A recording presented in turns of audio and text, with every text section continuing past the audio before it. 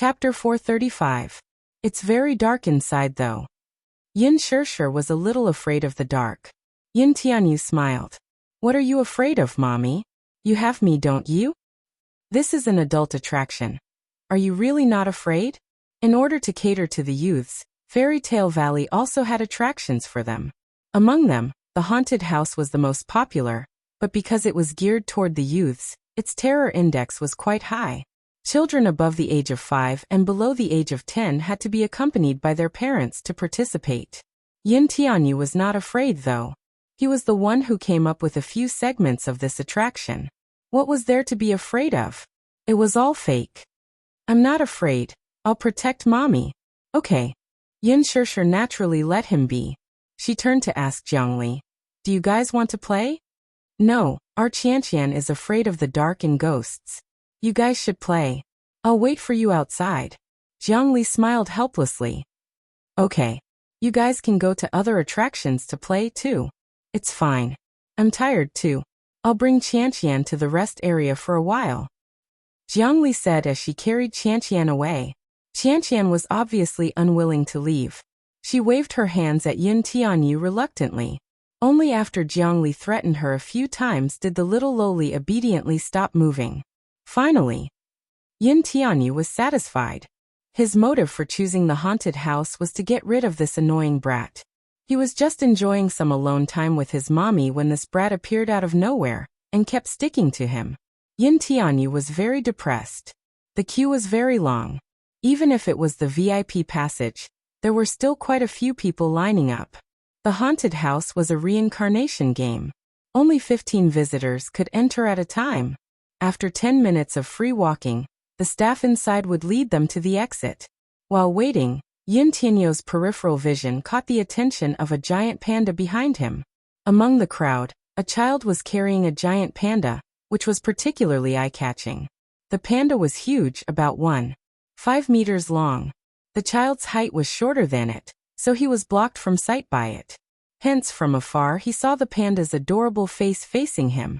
Its black eyes were playful and adorable. Yin Tianyu exclaimed in surprise. Was this not the panda plushie that his mother wanted to win for him earlier? Who would have thought that it would fall into someone else's hands so soon after he left? Yin Tianyu stared at the panda for a while more before turning his head away. Xiao Yichen, who was hiding behind the giant panda, let out a long sigh of relief.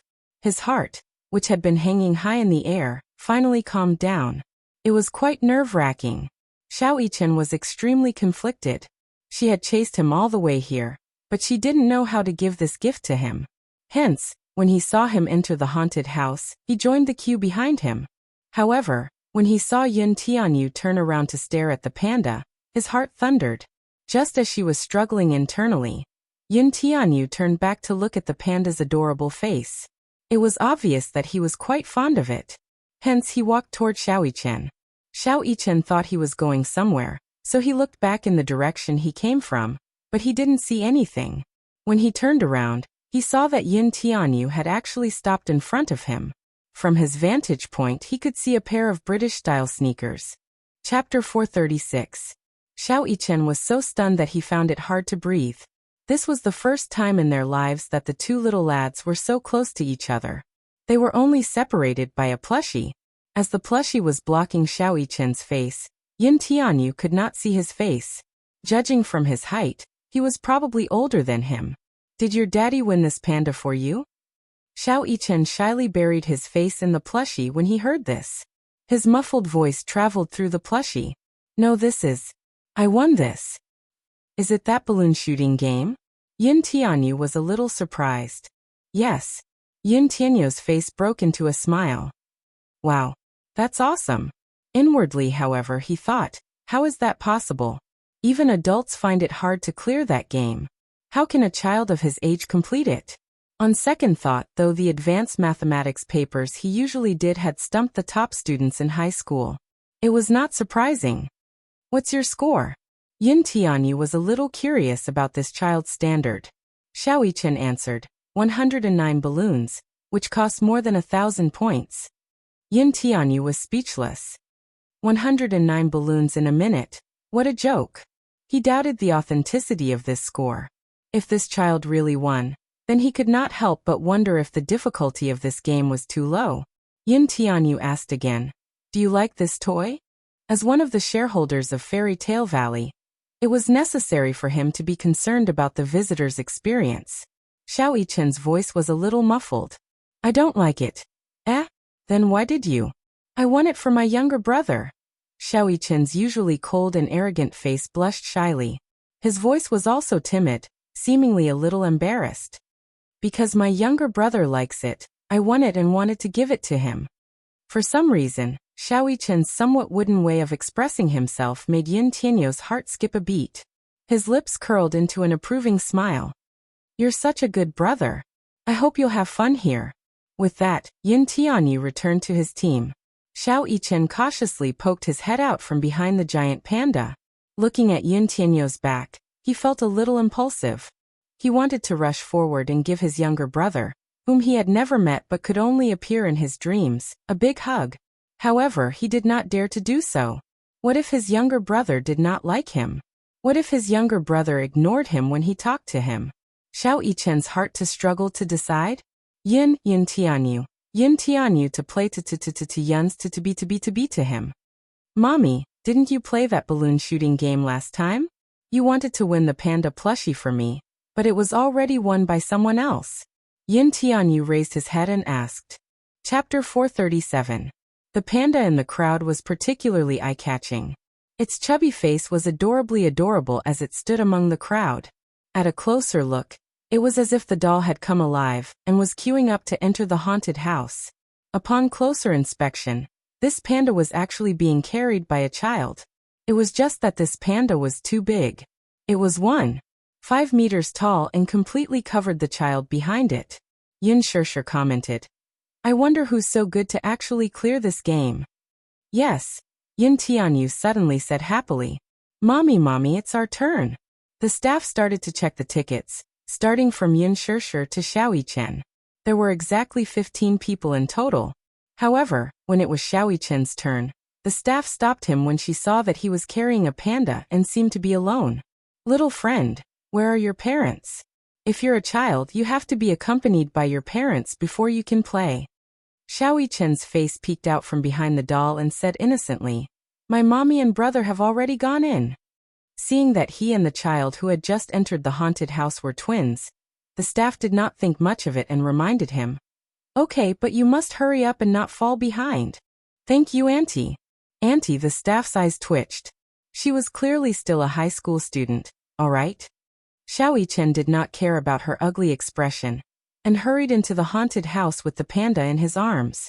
The staff suddenly reacted and chased after him to ask, "Oh right.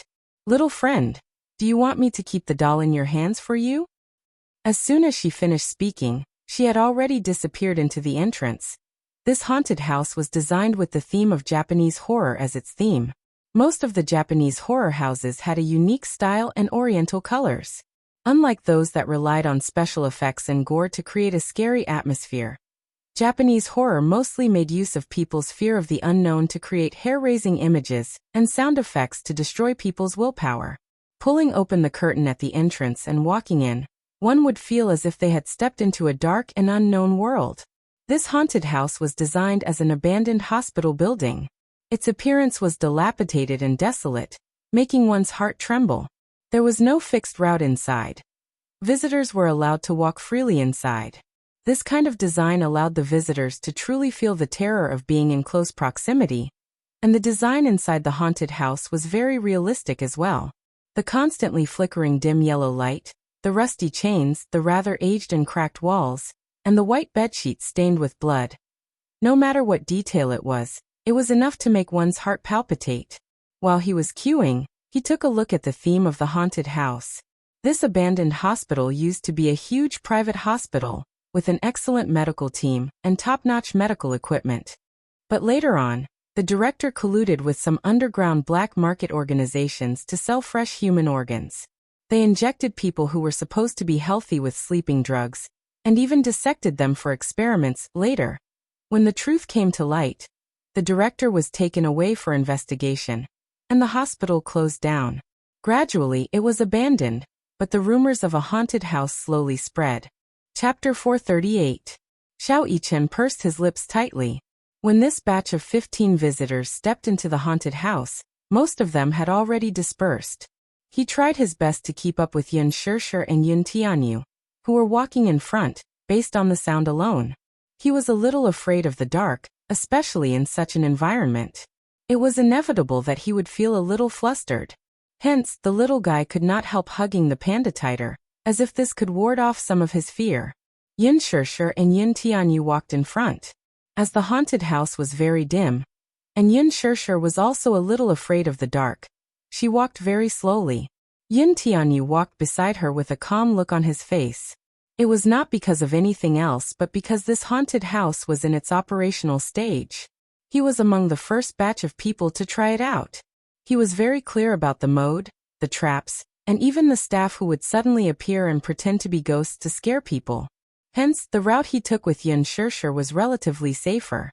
There were fewer traps, but there were not many people pretending to be ghosts. Along the way, there were no staff members pretending to be ghosts to block their way. Gradually, Yin Shirshir relaxed a little. Xiao Yichen followed closely behind them. He was so afraid that he did not look at the creepy props. He thought that this haunted house was just for scaring people, but he did not expect the props and scenery to be so realistic. Even though he knew that these were all fake, under such circumstances, it was still quite immersive. Xiao Yichen quickened his pace. When he was about a few meters away from Yin Shirshir and Yu Yu, he could vaguely hear the two talking and laughing. "Mommy, are you scared?" "No, I'm not. Don't I have you to protect me?" Yin Shirshir's tone was relaxed. She then lowered her head and asked him, "Yu Yu, are you scared?" "What's there to be scared of?" Yu Yu chuckled in his heart as he held onto Yin Shirshir's hand and walked into a pharmacy. There were many glassware in the small room, and there were many organs soaked in formalin. The props were very lifelike, which was really creepy. Not only was Yin Tianyu unafraid, he even scrutinized each and every one of them. Most of the time, before entering a haunted house, the visitors would be eager to give it a try, wondering how scary it would be. However, once they entered the haunted house, they were all focused on running toward the exit. They had no time to look at the scary scenery inside the haunted house. As a result, many haunted houses had very crude sets. However, the haunted houses in Fairy Tale Valley had very detailed decorations, and they strived for realism. Due to the high terror factor, the haunted house was equipped with many first aid stations. Once you reached the first aid station, there would be workers to lead you out of the haunted house. Xiao Yichen watched them toward the pharmacy from afar. Suddenly, he heard a series of quick footsteps behind him. His senses were very sharp, whether it was his vision or his hearing. Coupled with his high vigilance, he couldn't help but stop in his tracks and frown. In the silence, the sound of footsteps was very clear. Xiao Yichen threw the panda on the ground and hid in a corner. He saw a man slowly walking to his previous position.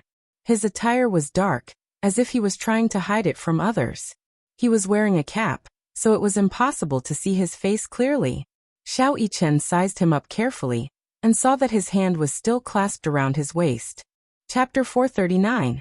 His eyesight was very sharp in the dark, so he could tell at once that the bulging silhouette was a gun. From its silhouette, he could tell that it was a desert eagle. It was very powerful, and had a strong penetrating power. A gun? Why would this person have a gun? How did he pass the security check with such a terrifying weapon of mass destruction? Before Xiao Yichen could be surprised, he saw the man kick the panda aside and walk forward. He slowly stood up and suddenly thought of Yin Shirshir and Yin Tianyu. Knowing that something was wrong, he cautiously followed the man. Inside the pharmacy, Yin Tianyu was not aware of the approaching danger. Instead, he was studying the props in the glassware with great interest. Yin Shirshir watched from the side with trepidation. She felt that such a haunted house was not for a child of Yin Tianyu's age. What worried her more was that Yin Tianyu did not seem to be afraid at all. Instead, he seemed to be curious about the setting. She was a little regretful and worried that it would negatively affect the child's mentality. "Yu, let's go. It's a little spooky here." Yu Yu raised his head and saw Yin Shirshir's uncomfortable expression. He immediately said, "Okay." As the two walked out of the pharmacy, Yin Tianyu heard footsteps approaching. At first, he thought that it was a staff member in a costume trying to scare them. However, when the person came closer, he saw that it was an unfamiliar man wearing a cap. He was dressed in low-key attire, but his entire body was emitting a chilling murderous aura. This was especially so for the pair of eyes under the cap. When he raised his head slightly, his eyes revealed a sharp and frightening glint. Yin Tianyu was slightly startled and became vigilant. This was because he remembered that he was not among the visitors queuing to enter. He was not a visitor. Yin Tianyu subconsciously stood in front of Yin Shirshir and stared fixedly at the man. He saw the man's hand on his waist move and take out a black object. Due to the dim lighting, Yin Tianyu had a slight case of night blindness, so it was difficult for him to distinguish things in the dark. However, Yin Shirshir, who was behind him, clearly saw that the black thing was a pistol. She sucked in a breath of cold air as a terrifying chill rose from her heart. She immediately pulled Yin Tianyu behind her and took a step back while shielding him. Her actions were cautious, as if the man before her was a scourge that would devour them all if she made a move. "You. Who are you? What do you want?" she asked cautiously. She did not know the man's identity, so she did not dare to act rashly. The man did not answer her question. Instead, he coldly raised his wrist and pointed the dark and eerie muzzle at them. Yin Shirshir turned pale with fright. She immediately turned around and shielded the boy in her arms. "Be careful." A child's shrill scream came from behind. The man turned around alertly and saw a child running toward him. Xiao Yichen carried the panda and kicked off the wall. Using the momentum, he leaped into the air and landed a beautiful roundhouse kick on the man's face. Chapter 440. The man staggered a few steps back from this sudden attack. Xiao Yichen leaped forward like a nimble leopard and tried to snatch the desert eagle from the man's hand. The man, however, seemed to be a well-trained assassin. Hence he was highly skilled. He swiftly kicked Xiao Yichen in the chest, and the latter fell to the ground, caught off guard. Yin Shirshir cried out in alarm when she saw this. The man got up from the ground, raised his hand, and pulled the trigger at Xiao Yichen. Bang! A silenced gunshot rang out, but little Yichen had already rolled to the side the moment he pulled the trigger. He hugged the panda at the side. The man pulled out another gun and fired at him repeatedly. Bang! Bang! Bang! The enclosed space was instantly filled with the smell of gunpowder. He dodged nimbly, and with the cover of the plushie he was not injured. However, when he looked at the panda plushie, it was already riddled with holes. That was the present he had won for Yu. Yet Xiao Yichen narrowed his eyes in anger, and quickly pulled out a dagger from his sleeve. Whenever he went out, he would always carry a weapon with him for self-defense. Fairy Tale Valley's security was strict, but it was only for adults. Luckily for him, the dagger finally came in handy. He quickly threw the dagger at the man. The man tried to evade it, but the space inside the haunted house was too small. His neck was still cut by the flying dagger. Due to his large movement, he accidentally knocked into the prop cabinet. With a loud bang, the cabinet toppled backward. Xiao Yichen took advantage of his distraction to run toward Yin Shirshir. He grabbed Yin Shirshir's hand and told her, "Run. His target is you guys." Yin Shirshir was scared out of her wits. She did not care why the child was here, or what was going on as she ran after Xiao Yichen. When they reached a fork in the road, Xiao Yichen pulled Yin Tianyu along the right path.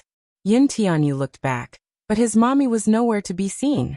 It was too dark, and she must have taken the wrong path. "Mommy." Yu was anxious and wanted to go back to look for her. Xiao Yichen grabbed his arm tightly. "Don't go. Go away.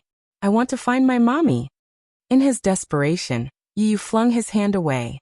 He was worried about his mommy's safety and could not care less. Xiao Yichen angrily stomped his feet and chased after him. However, when they turned the corner, they bumped into the man who was chasing after them. Yin was startled, while Xiao Yu. This man's target was Yin Tianyu. Xiao Yichen immediately grabbed Yin Tianyu's arm and ran. As he ran he said, "Don't worry, your mommy will be fine. His target is you. He's here to kill you, do you understand?" Yin Tianyu's eyes widened in shock. He was clearly in disbelief. The man's footsteps followed closely behind him. Xiao Yichen anxiously looked back, only to see the man raise his wrist and aim at Yin Tianyu's back. He was about to pull the trigger. Xiao Yichen knew that something was wrong. He immediately pounced on Yin Tianyu and pinned him to the ground. Chapter 441. Bang! The bullet pierced through the air and flew past his hair, shattering the glassware on the cabinet beside him. Not far from them was an ambulance. A few staff members rushed over when they heard the commotion. Xiao Yichen seemed to have grasped at a life-saving straw as he shouted, "Uncle, uncle, someone's trying to kill us. Someone's trying to kill us." The few staff members did not take his words to heart. In the haunted house, most of the frightened visitors would shout for help like this. In fact, they were all frightened by the ghosts. Hence they walked over and said with a smile, "Kids, don't be afraid. Uncle will bring you out." Halfway through their conversation, they saw that behind the two little munchkins, the man had yet to put away his gun. The cold muzzle of the gun was emitting a wisp of smoke. "Murder! Murder!" Before he could finish his words, a bullet pierced through his throat. Blood splattered on the wall. The pungent smell of blood permeated the air instantly. In the blink of an eye, the man's body fell limply to the ground, turning into a cold corpse. The other staff member was completely frightened and screamed, "Help! Help!" At this moment, a group of visitors was walking toward the exit. When they heard the gunshot and saw the corpse on the ground, a commotion broke out. "Murder! Someone's trying to kill us! Help! Ah!" Ear-piercing screams were incessant. The scene was chaotic and the crowd lost control. Using the cover, Xiao Yichen got up from the ground with Yu Yu and groped for the exit. Yu Yu's mind was in a mess. On one hand, he was worried about his mother's safety. On the other hand, he wanted to know the background of this man and why he wanted to kill him. For a moment, his thoughts were in a mess. Xiao Yichen pulled him along as he groped around the haunted house. With the crowd inside, he did not know where the exit was, so he did not know where it was. When he turned back to look at Yin Tianyu, he saw him clutching his chest and breathing heavily. His physical fitness was not good. Excessive running would only deplete his energy and cause breathing difficulties. "Are you okay?" Xiao Yichen looked at him worriedly. Yin Tianyu was panting heavily. His small hand clutched his chest tightly as his face contorted in pain. His left hand fumbled in his trouser pocket, and finally found a bottle of medicine. He swallowed the medicine, and his brows relaxed a little. Xiao Yichen could not care less. He gritted his teeth and carried him on his back. Yu Yu's heart skipped a beat. "You! Don't speak. It's more important to conserve your energy." Xiao Yichen said this as he looked around. Yin Tianyu took out his phone to check the route. Closing his eyes slightly, every escape route on the haunted house's blueprint appeared clearly in his mind.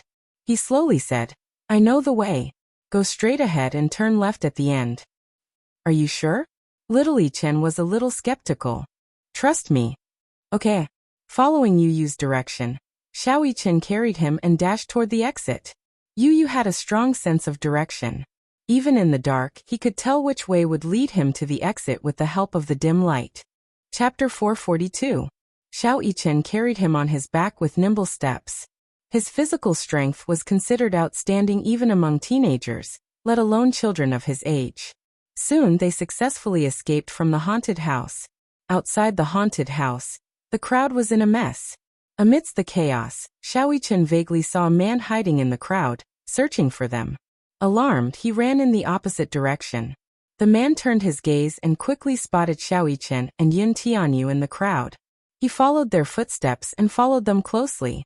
Yin Tianyu quickly recovered and struggled to get down from Xiao Yichen's back. Xiao Yichen held his hand tightly. Seeing the Ferris wheel not far away, he had an idea. "Let's go."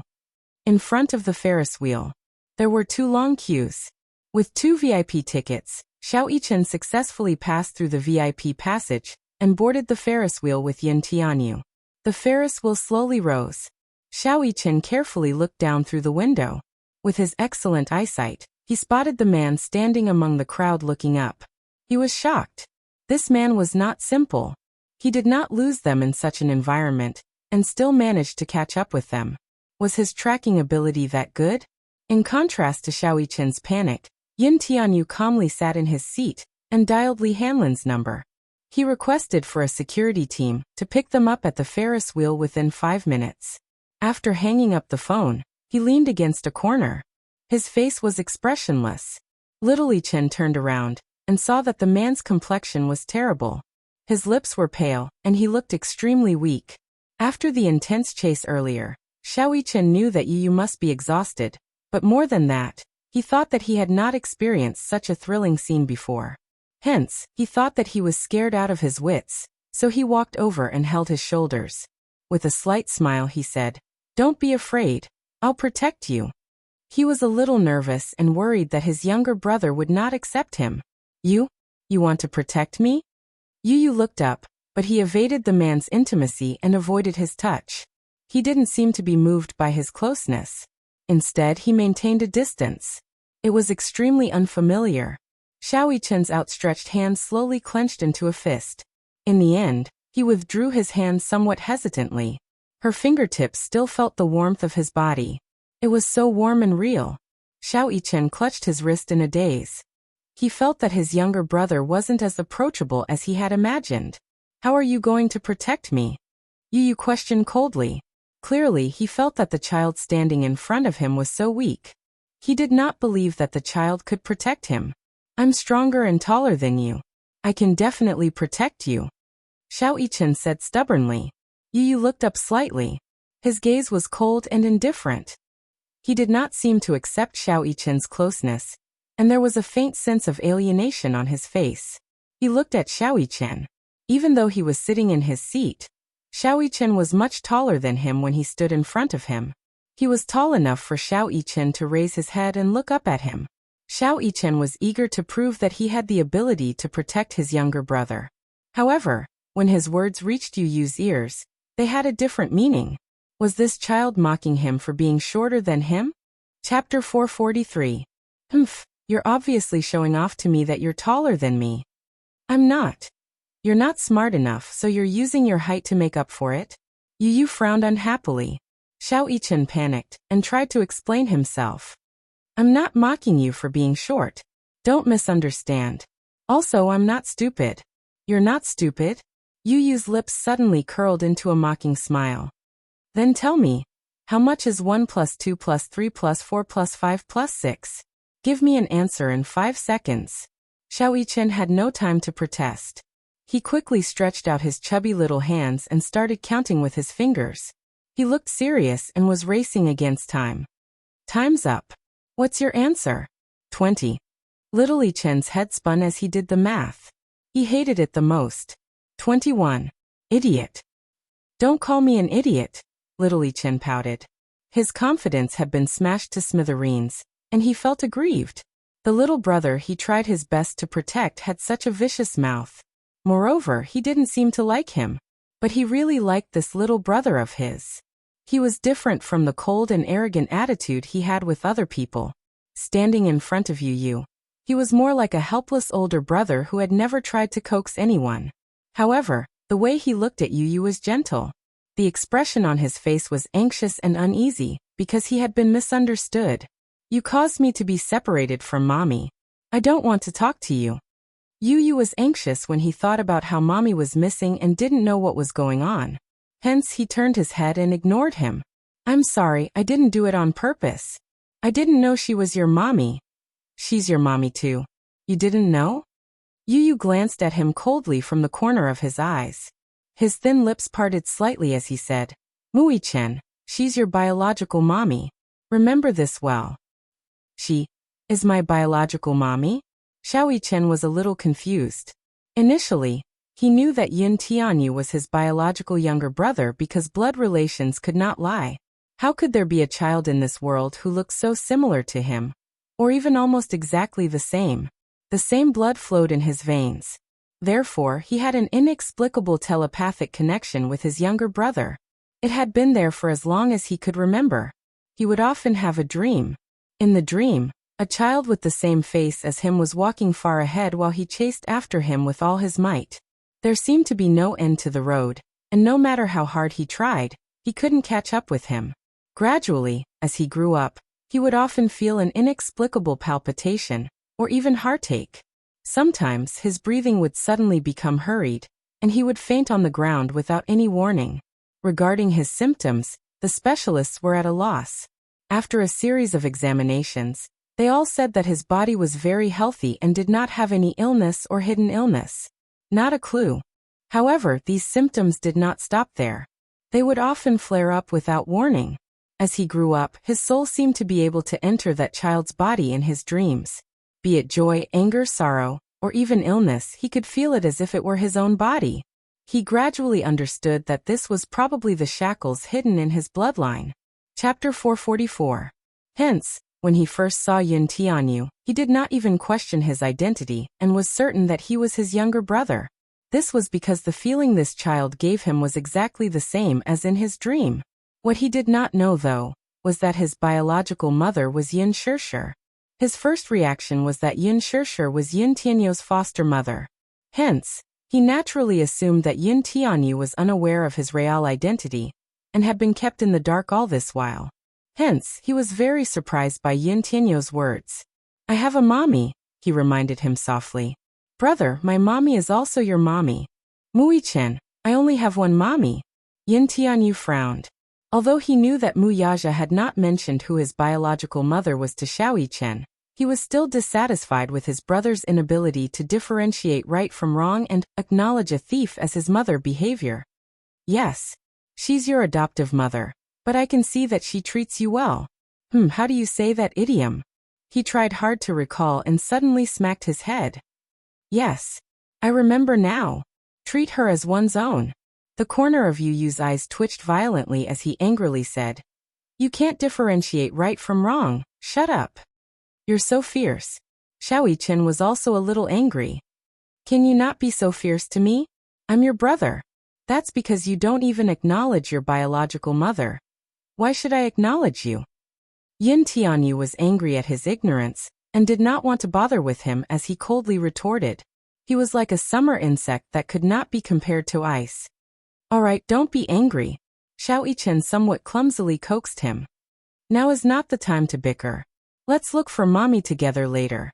Yu Yu frowned but did not say anything in the end. "What's your name?" Yu Yu raised his head. His eyes flickered before he finally answered reluctantly, "Yin Tianyu." "Yin Tianyu? How do you write it?" Xiaoyi-chen curiously grabbed his palm. Yin Tianyu wanted to retract his hand in shock, but he realized that Mui-chen was too strong. No matter how hard he tried, he could not break free from his grip. Xiaoyi-chen didn't see the resistance in his eyes at all. He only wanted to learn how to write his name, so he wrote the character, Yin, on his palm stroke by stroke. His eyes were dark and bright as he looked at him. "Is it this cloud?" "Yes." "What about Tian?" Xiaoyi-chen wrote the word Tian again. "Is it written like this?" "Yes." Yin Tianyu gradually lost his patience. How could this fellow be so stupid that he could not even recognize words? The last word. Xiaoyi-chen wrote the word again on his palm and frowned. "Is it this again?" Yin Tianyu furrowed his brows in displeasure. "It's the bless in bless." "How do you write it?" Yin Tianyu was so infuriated by him that he almost lost his temper. He coldly spat out, "Idiot, stop talking." Being together with him was dragging down his IQ. Xiaoyi-chen then took out his phone and searched for how to write the word. Yin Tianyu suddenly saw the watch on his wrist. Frowning, he grabbed his wrist. "Where did you get this watch?"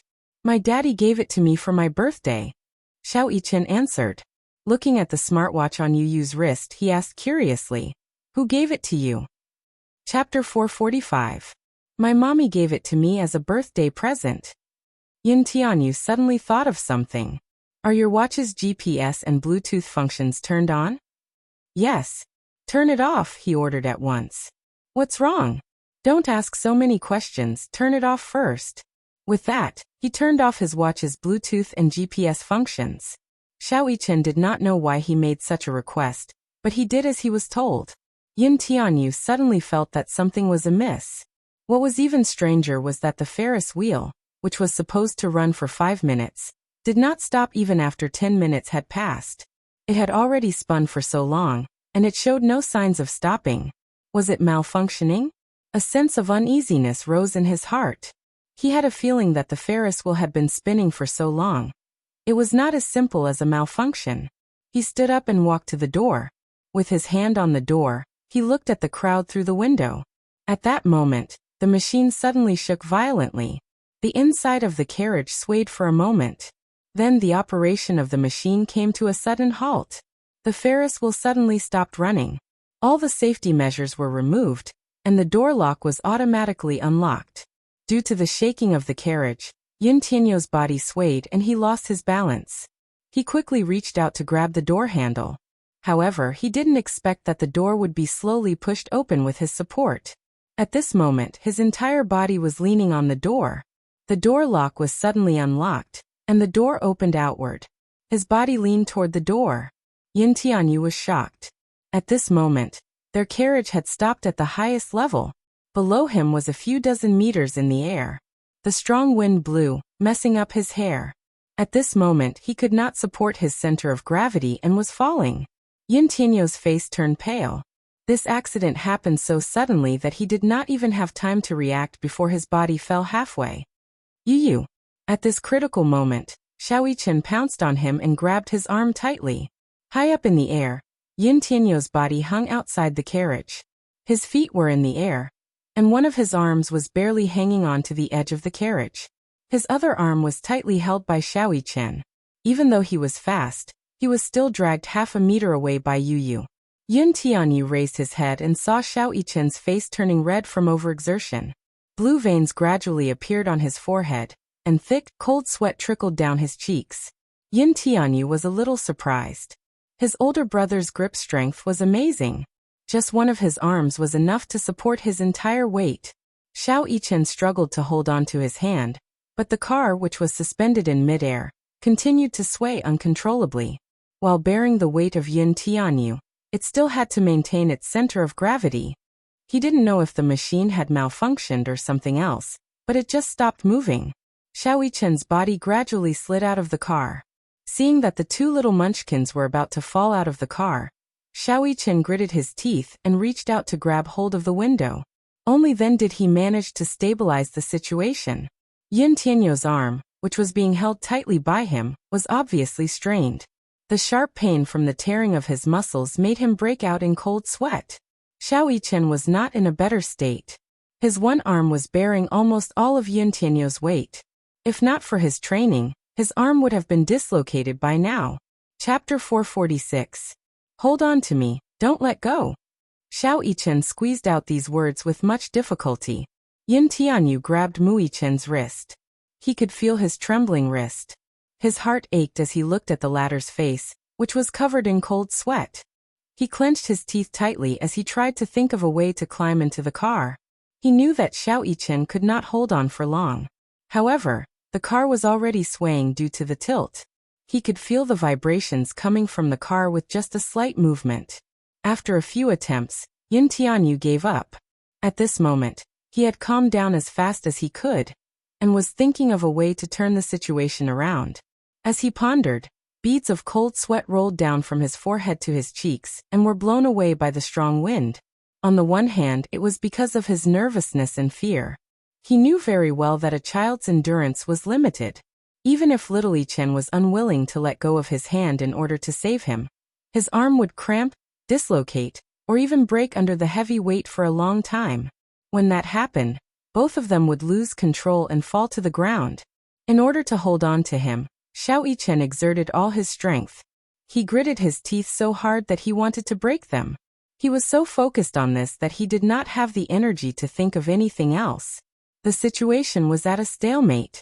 After being separated from the two little lads, Yin Shirsher fumbled around the haunted house for quite some time. Perhaps it was because when a person was extremely worried about another matter, they would not be afraid of certain terrifying things. Therefore, when she accidentally fell to the ground and touched a prop of a rotten corpse, she did not feel the slightest bit of fear. She was only thinking about how the two children were doing. Were they all right? She was so worried that she was about to cry. She had a terrible sense of direction. When she finally found the first aid station, there was no one there. However, she was lucky enough to find a survival blueprint on the table. She held it in her hands as if she had found a treasure. Following the escape route outlined on the blueprint, she finally ran out of the haunted house. However, she saw that the crowd outside was in a mess, and there were people shouting for help from time to time. Yin Shirshir kept searching for Yu and Xiao Yichen in the crowd. She was so anxious that her voice trembled. Sorry, have you seen 2 6-year-old children? Hello, may I ask if you've seen the 2 children? Many people turned their heads indifferently. In her anxiety, Yin Shirshir heard someone in the crowd say, Quick, go take a look. The Ferris wheel has malfunctioned, and the 2 children are trapped on it. When she heard this, she immediately pushed the crowd. She grabbed the man's collar and asked in a panic, What did you say? You said that 2 children are trapped on the Ferris wheel? Yes. What kind of children are they? I can't see clearly. I only know that they are 2 children. As soon as he said that, Yin Shirshir immediately ran in the direction of the Ferris wheel. Chapter 447. Li Hanlin was on high alert.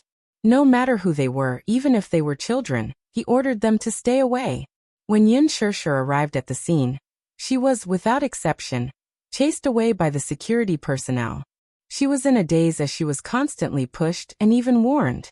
As she was being pushed, she looked up and saw the 2 children hanging from the Ferris wheel. Her eyesight was not good, but from the color of their clothes, she could tell that the children hanging outside the window were Yu. Yu. She cried out in alarm and immediately struggled to get up. She cried and shouted, The 2 up there are my children. Something happened to them. I can't leave. The security guards did not listen to her explanation. Li Hanlin had ordered that no matter who they were, they should stay away and not get close. Yin Shirshir held back her tears and said, I don't know who gave you the order, but please understand that I am the mother of those 2 children. Please tell them to let me go. The 2 security guards looked at each other. In the end, they still felt a little sympathetic. Seeing that there was nothing suspicious about her, they didn't dare to take it lightly and sent someone to report it. Not long after, Li Hanlin arrived. When he saw that it was Yin Shirshir, he immediately said, Miss Yin, you're here. Principal Li, why are you here? Yin Shirshir was shocked, but she did not have time to think.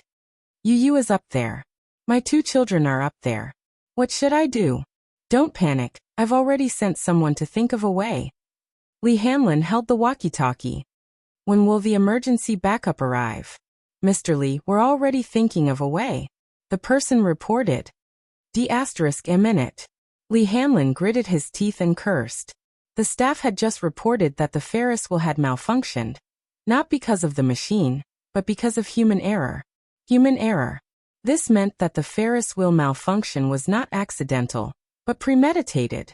He had sent someone to check the surveillance footage, but before the Ferris wheel malfunctioned, the closed-circuit system had been cut off, so all the surveillance footage during that period of time had been lost. Right now, he couldn't think of anything else. He could only wait for help.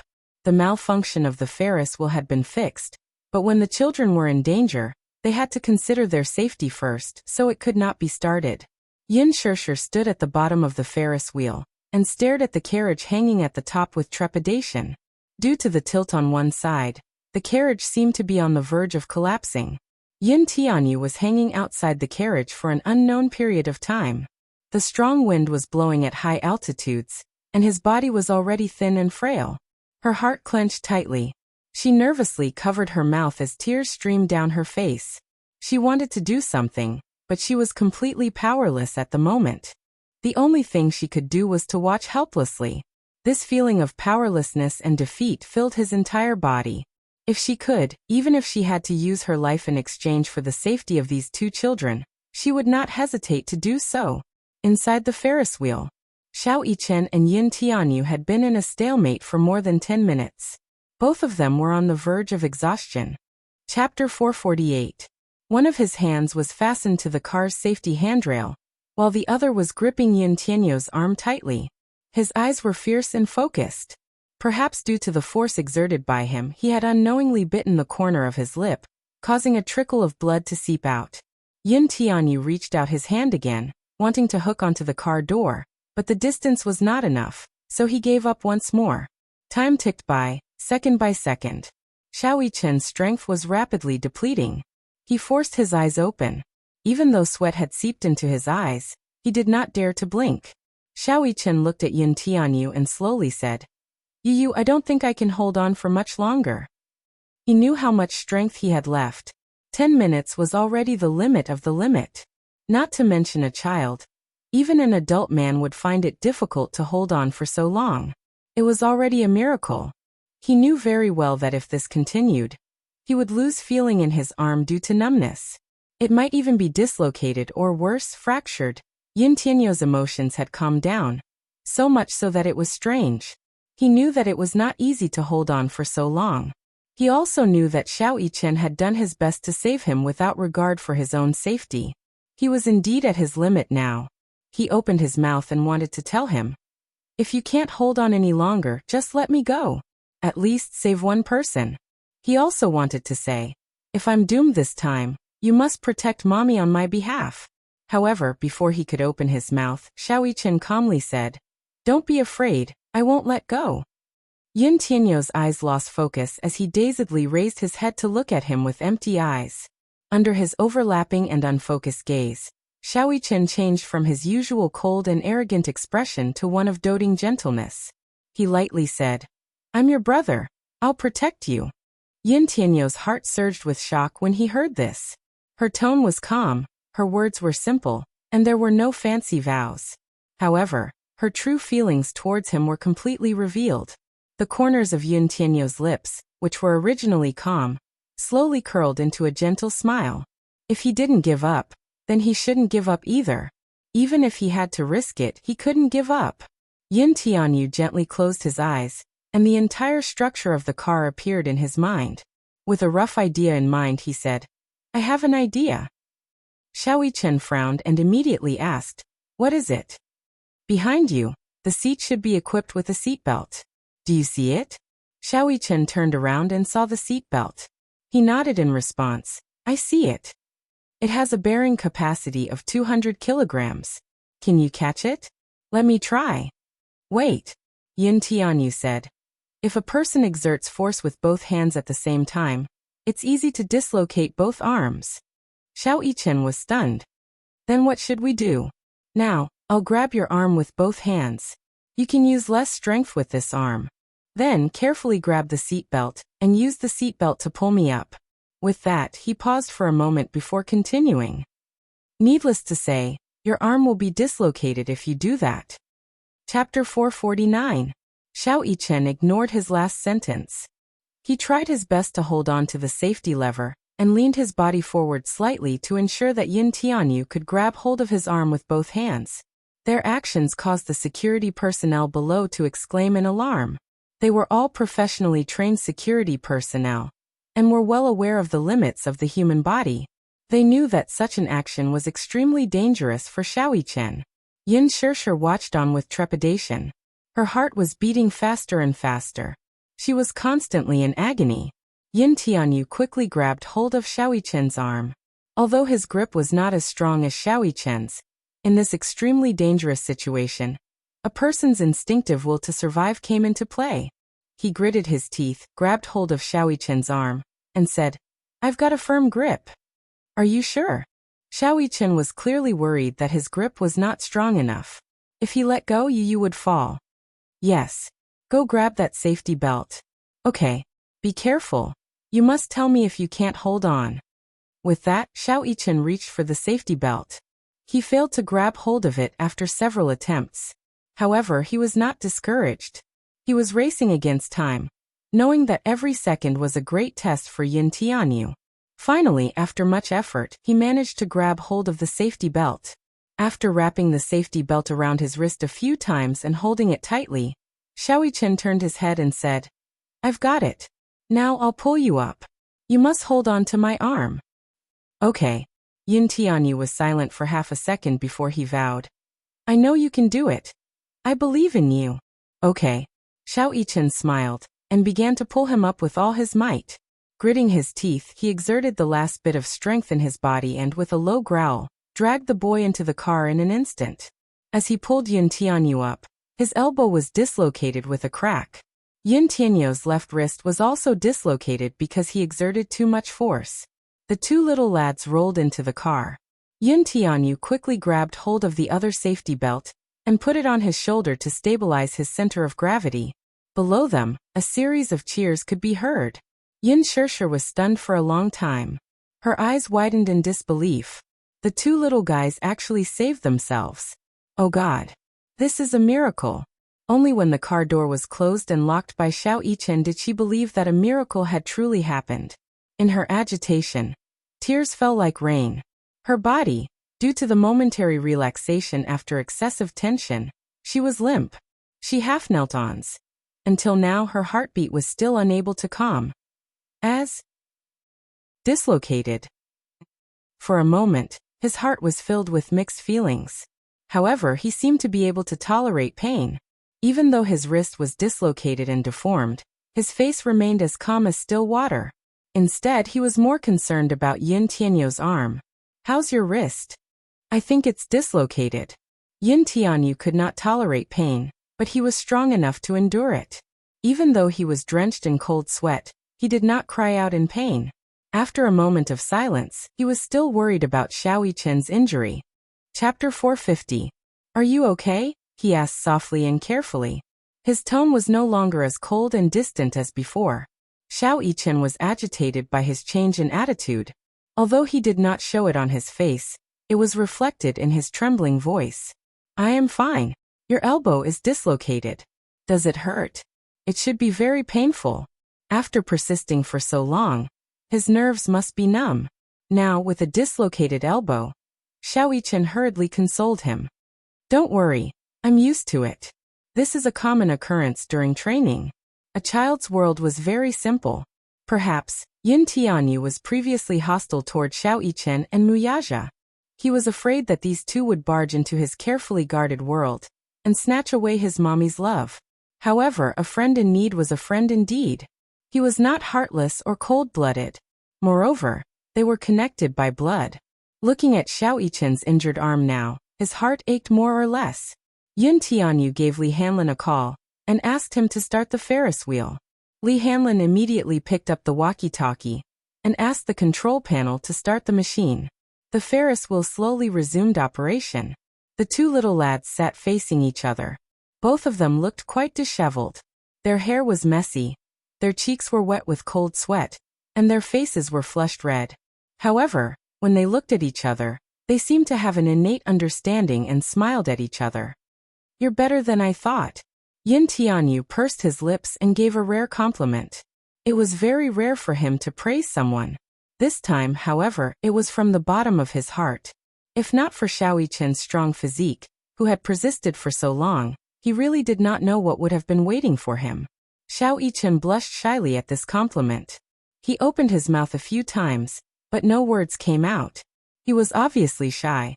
The Ferris wheel slowly descended to the ground. The tourists poured out of the car like a tidal wave. The security personnel were in charge of guiding the crowd. When Yin Tianyu and Xiao Yichen came out holding each other's arms, Yin Shirshir broke through the crowd and ran toward them. When Xiao Yichen saw Yin Shirshir, his heart skipped a beat. Then he felt a surge of warmth. He had narrowly escaped death, and the first person he saw was this woman.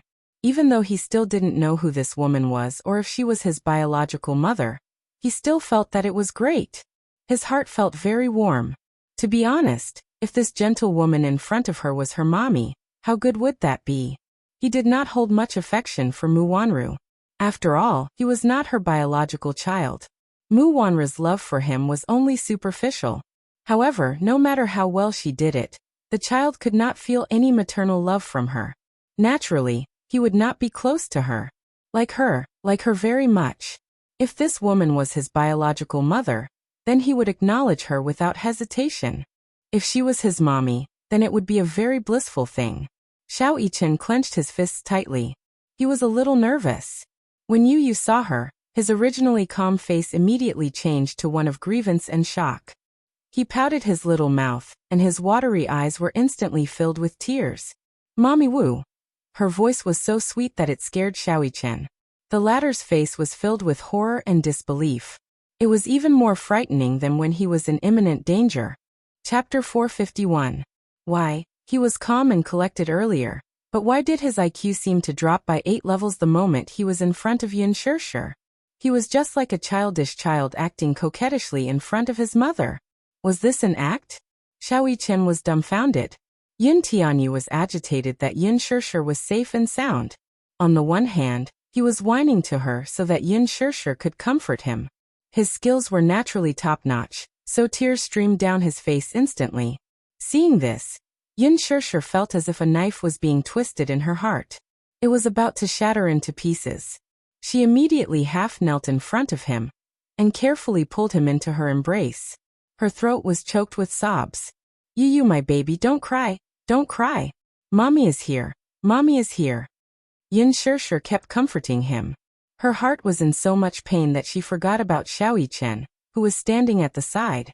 Yin Tianyu held his dislocated wrist and said delicately, "Mommy, my wrist is broken, it hurts." His coquettish tone was the complete opposite of his cold and calm tone on the Ferris wheel. Xiao Yichen almost vomited blood. He could not tell at all. His younger brother was so good at acting spoiled. Yin Shirshir looked at his dislocated wrist and felt her heart wrench. When she looked at Yin Tianyu's pale face, her tears flowed uncontrollably.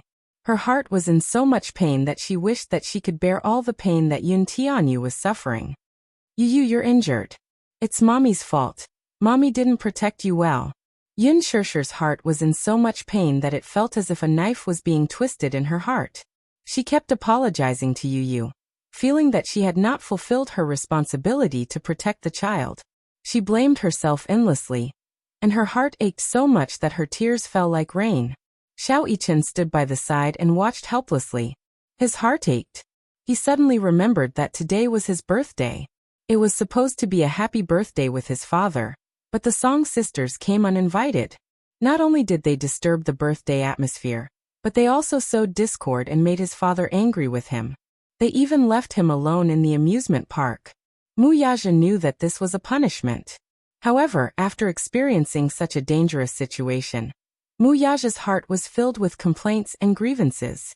Suddenly, he was envious of Yin Tianyu. It was great to have a mother who doted on him so much. It wasn't just a little, but a lot of envy that seeped deep into his bones. He was so envious that he was a little jealous.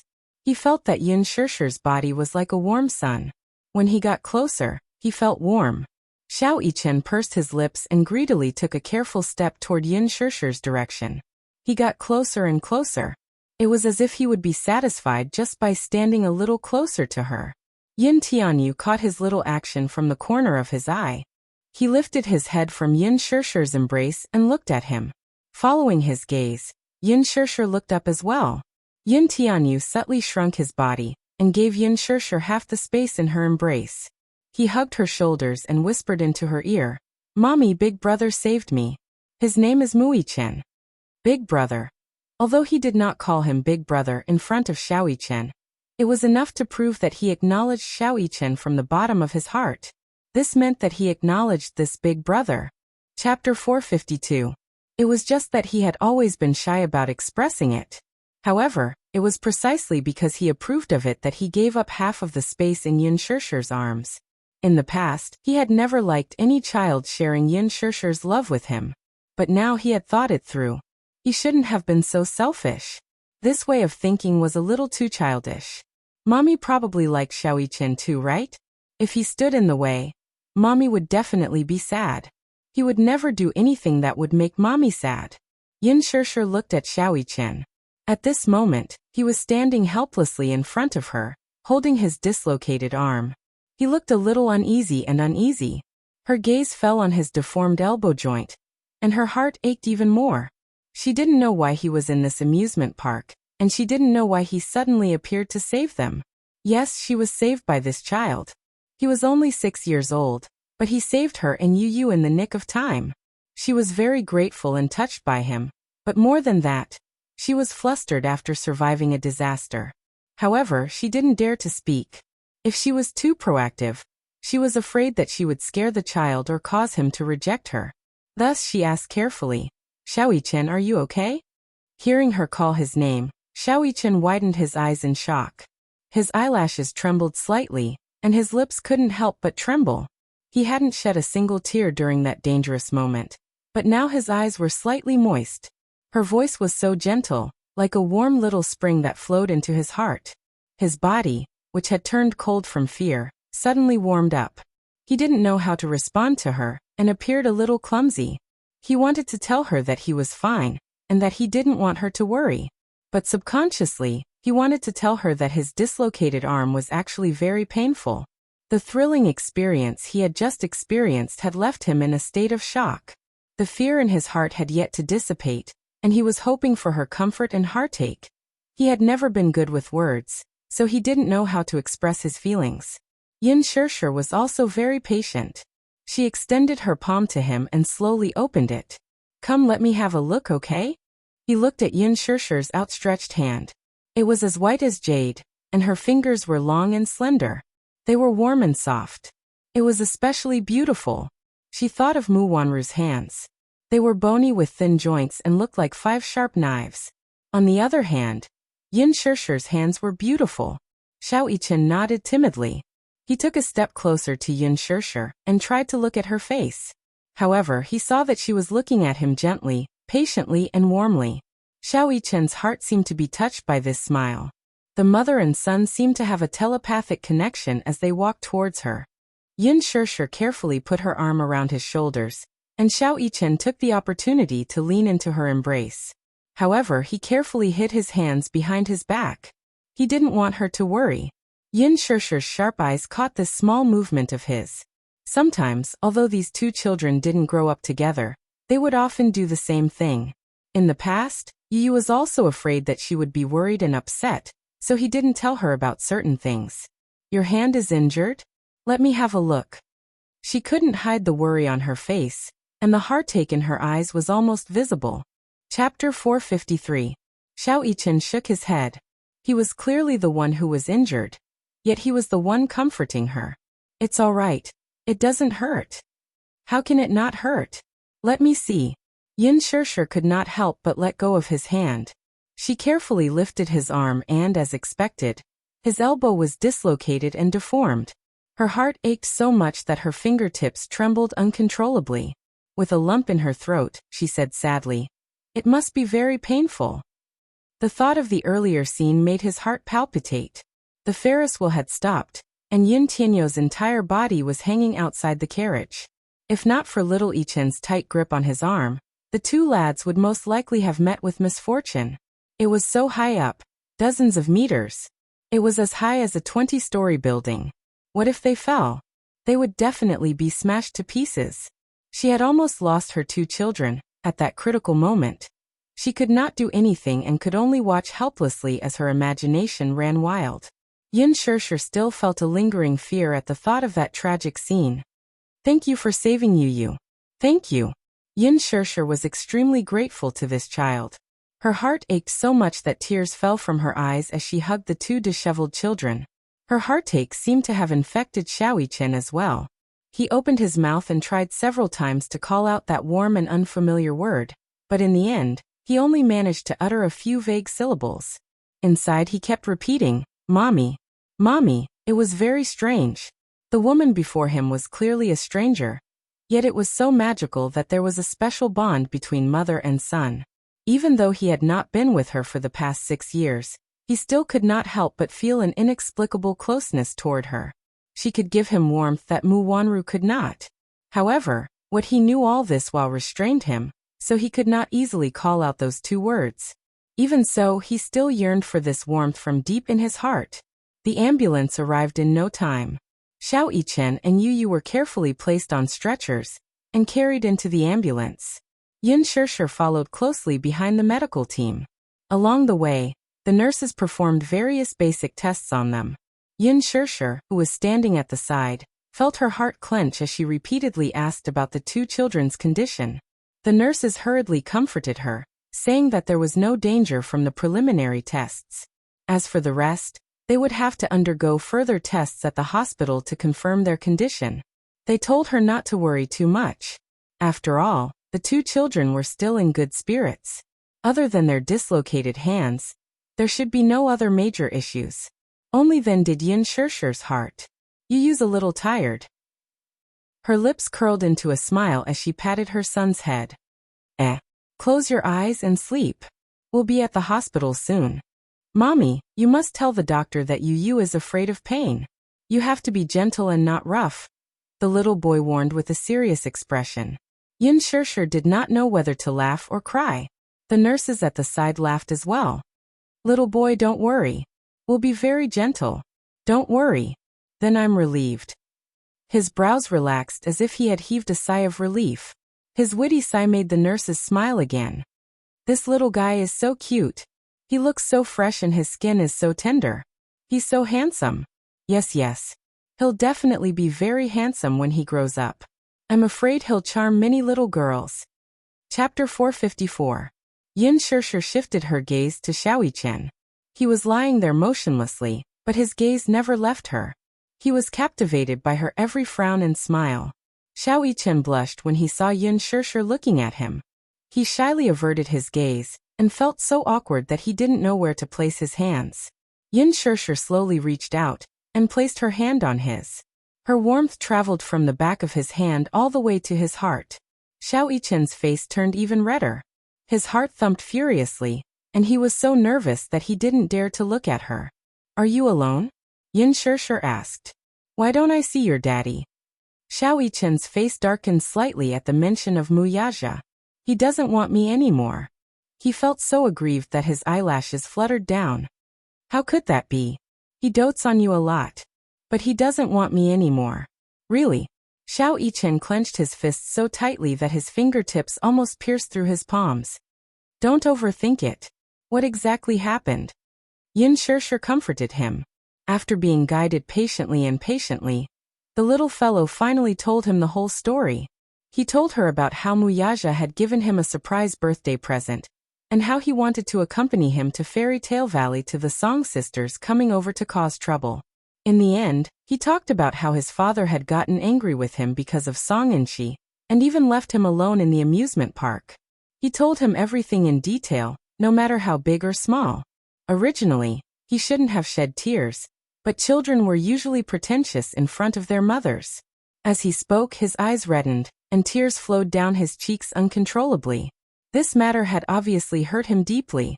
Yin Shirshir's heart ached when she heard it. She couldn't believe that Muyaja was such a cold-blooded father that he would leave his child alone in such a huge amusement park.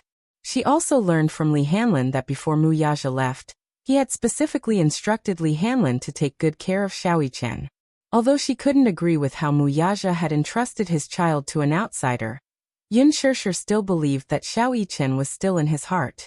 Although Xiaoyichen shouldn't take full responsibility for the previous incident, it was inevitable that he would let his emotions affect his decisions and solve the problem in the wrong way. As a parent, she should patiently guide him until he untangled the knot in his heart.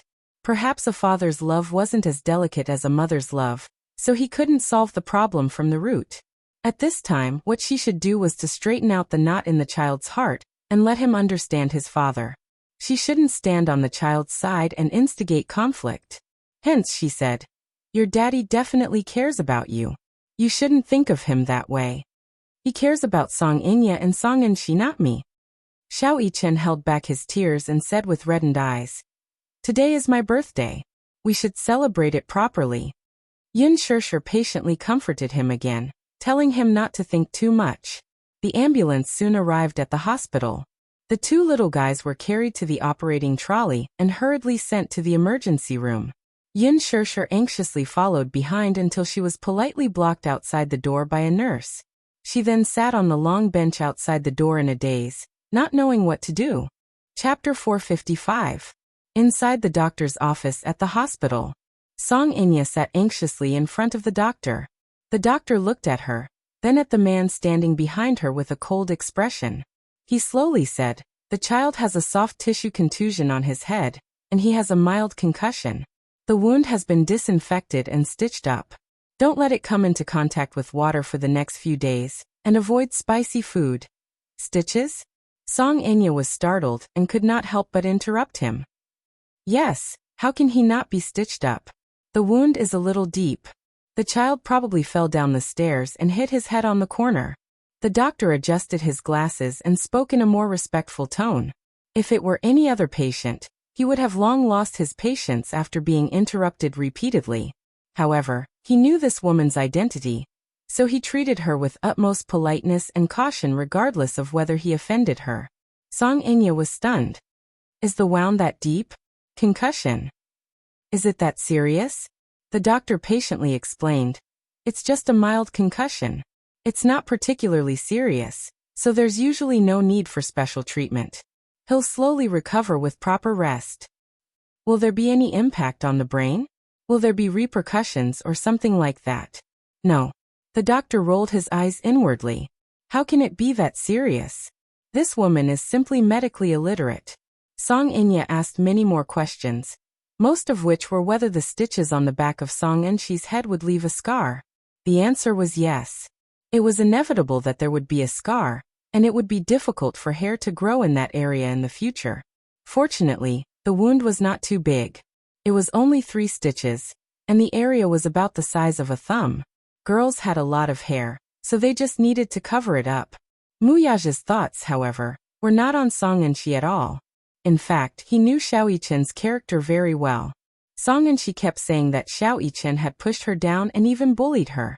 However, the truth was that he was not present at the scene, so he could only know a thing or two about the situation from the child. The only thing he was certain of was that Xiao Yichen would not do such a bad thing. Compared to children his age, his personality was considered more mature. Therefore, he rarely played with children his age and always felt that they were childish. Therefore, it was even more impossible for him to take the initiative to bully a child, let alone commit such a vile act. However, the situation at that time was rather chaotic, and he did not have the time to understand what had happened. Song Enshi's cries alone were enough to give him a headache. At that time, the situation was urgent. The only thing he could do was to send the child to the hospital as soon as possible. After the incident, he deduced that Song Enshi and Xiao Yichen must have gotten into some sort of conflict. Regardless of who started the conflict, Song Enshi must have bitten Xiao Yichen first. In a moment of desperation, Xiao Yichen pushed her away. Xiao Yichen was a child who knew his limits. He had once warned him not to bully other children with violence. He had always been strict with himself and had done a good job. Perhaps Song Enshi had been pushed and tripped on the steps, causing her head to bleed. That was probably the case. That was his guess. As a father, of course, he would choose to believe in his child. Moreover, his love for Song Enshi was just for show. Xiao Yichen was his real son. If he didn't love him, who would he love? Chapter 456.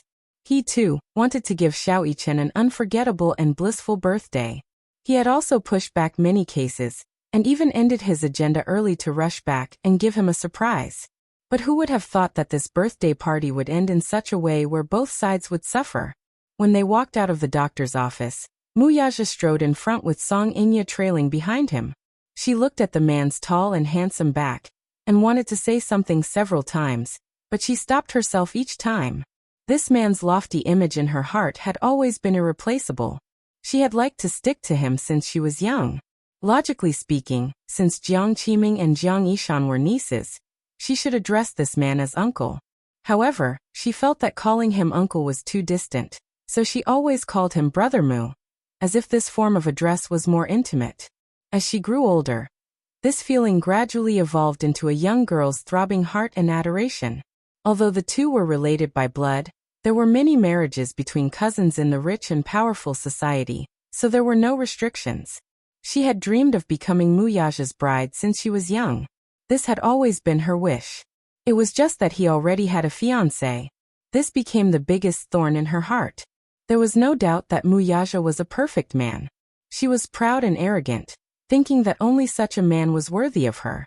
The Song family was one of the most powerful and influential families in the capital. In terms of status, she and Brother Mu were a true match. That Mu Wanru, who came from nowhere, was not qualified to be Brother Mu's fiancé. Song Inya looked down on her very much. After deliberating for a moment, she caught up with Muyaja and walked beside him. She said cautiously, "Brother Mu, there are some things that I don't know if I should say." Muyaja, who was in a state of turmoil, only frowned when he heard her words. He walked into the smoking room, took out a cigarette from the cigarette box, lit it, and took a deep puff. Song Inya followed him in. Seeing his cold face and furrowed brows, she immediately thought of something and said, "Brother Mu, Are you worried about Xiaoyichen? Mu Yaja looked up at her, but did not say a word. Song Inya continued. Although Xiaoyichen shouldn't have bullied Enchi like that, Brother Mu, you were too cruel to leave him alone at the amusement park. Xiaoyichen may have trained in the special forces since he was young, but do you really feel at ease leaving him alone? Ease. Of course he was worried. He regretted it the moment he left him behind. However, as a father, the dignity he should have was not to be looked down upon. Little Yichen had never disobeyed him, especially in front of outsiders. He had always been strict with him. In such a situation, even if he felt wronged, he should have suppressed it no matter what. He should not have added fuel to the fire. A 6-year-old child should give way to a 5-year-old girl. This was the philosophy of the upper-class gentleman, and the family's unspoken rule. It was not to be violated. He just wanted to teach him a lesson. Besides, how could an insensible child be angry with her? How could that be? However, Mu Yaja did not say anything. Disciplining the child was his family's business, and he did not like outsiders interfering. Chapter 457. Mu Yaja's eyes flashed with impatience at his niece's words. Song Inya did not bother to look at his expression as she continued. Still, it's good to teach the child a lesson. Children shouldn't be spoiled, especially boys. If they don't follow the rules from a young age, they won't be like those hedonistic sons of rich families when they grow up. They won't be disciplined and will ruin the family's discipline. Because of this, I don't think you've done anything wrong. Her words didn't go through the filter of her brain. Mu Yaja narrowed his eyes slightly, and displeasure quickly appeared on his face. Enchi has never suffered like this before. She even had to get 3 stitches in her back. Oh my God. She's always been vain. If she finds out about this, she'll definitely kick up a fuss. Enya. Mu Yaja flicked the ash off his cigarette, and took one last puff before extinguishing it in the ashtray. He then slowly said, Mu-Yichen is my son. Ha. She did not understand his expression, let alone the meaning behind his words. No matter how bad it is, it's not up to outsiders to judge. His voice was not loud, but it was powerful and filled with coldness. She was stunned. Only then did she realize that what she had said earlier was indeed inappropriate. She was extremely vexed. Brother Mu. Mu Yaja looked at her coldly, his tone icy. I dote on you because you're my cousin. You've been willful since you were young. Perhaps everyone dotes on you. But I think you know that there are some bottom lines about me that can't be crossed. Song Inshi's heart skipped a beat. She repeatedly adjusted her expression before she awkwardly tugged at the corner of her lips. Brother Mu, I'm sorry. I understand what you mean. I went overboard. Besides, you should go back and ask your sister what she did to Angari-chen. Mu Yaja walked up to her. Today is his birthday, and I should have accompanied him. I shouldn't have come with you guys in the first place. I'm very unhappy that this happened, too. He was angry. Startled, Song Inya quickly explained. No matter how willful she is, she can't possibly. This matter ends here. Don't talk about it anymore. Mu Yaja interrupted her impatiently and walked around her. Song Inya could sense that something was amiss. Feeling vexed at her self-righteous attitude earlier, she hurriedly chased after him. Ouch, ouch, ouch. There were 2 special-grade intensive care beds in the ward. By the time the 2 little fellows were wheeled out of the emergency room, their dislocations had already been fixed. Xiao Yichen's injuries were slightly more serious, so they still needed to be fixed with bandages for a few days. The 2 little munchkins were dislocated and had some abrasions. Xiao Yichen had hit his head in the car and had a slight concussion. However, it wasn't serious. He would recover after a few days of rest. The doctor patiently told Yun Shirshir about some taboos, and Yun Shirshir listened attentively. Throughout the entire process, Mu Yichen's face was tense. Even when his arm was reattached, his brows did not crease at all. He looked very brave. Yin Tianyu, on the other hand, could not bear the pain. However, when he saw Mu Yichen's strong look, he instinctively felt that he was too strong. With him as an example, no matter how much pain Yin Tianyu was in, he was too embarrassed to shed tears. Hence, he did not cry like other children. The doctor and nurses were surprised. A 6-year-old child usually did not have the ability to endure pain. Chapter 458. If it had been any other child, He or she would have burst into tears when the arm was reattached with this kind of injury. The nurses would have had to constantly coax him or her. Although it was a small injury, the reattachment was very painful. It was enough to frighten many timid children. However, these two little fellows were surprisingly patient. It was as if they were in a competition. Neither of them cried or made a fuss. The two little fellows were worry-free, and the doctor felt much more at ease. He quickly completed the simple treatment of the injury. Because of this, he could not help but praise Yin Shirshir. Your two children are so brave. They didn't even cry. When Yin Shirshir heard this, she did not know whether to be happy or worried. She always felt that when an outsider praised her two 6-year-old children for being sensible, obedient, and mature as a mother, other than feeling gratified, she also felt a little upset. When they returned to the ward because Xiao Yichen's injury was more serious and he needed to be hospitalized, Yin Shirshir hurriedly withdrew some money to pay for the hospital fees. She also bought some fruits and desserts. Children probably all like sweets. You love to eat Western biscuits and tiramisu. This time, Yin Shirshir specially went to a Western biscuit shop and bought 2 sets. She also specially selected many different flavors and put in a lot of effort. Xiao Yichen had never eaten tiramisu before. When he took a bite, his eyes lit up. Yin Shirshir was naturally happy when she saw that he liked it.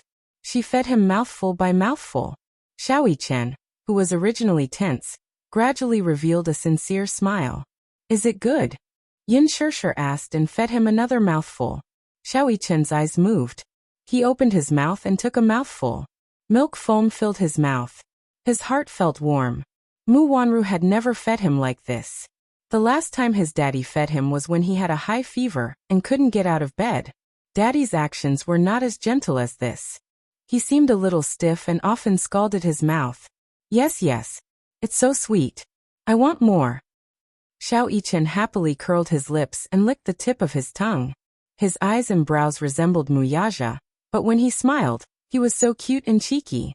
He was extremely adorable. This child should smile more. He was very cute. She recalled the first time she saw him. His face was stern and cold. He turned around indifferently, but the coldness on his face made her heart palpitate. He looked exactly like that man when his face was tense. The father and son were exactly the same. However, a 6-year-old child was at his most innocent and naive. He should smile more. Yin Shirshir's mood brightened as she fed him spoonful after spoonful. Soon the box of tiramisu. Alas, the boy did not seem to have had enough. With a greedy look, his gaze swept across the desserts.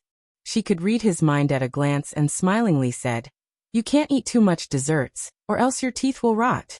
"It's nothing. How about another pastry?" "I want more." Xiao Yichen's eyes revealed his desire.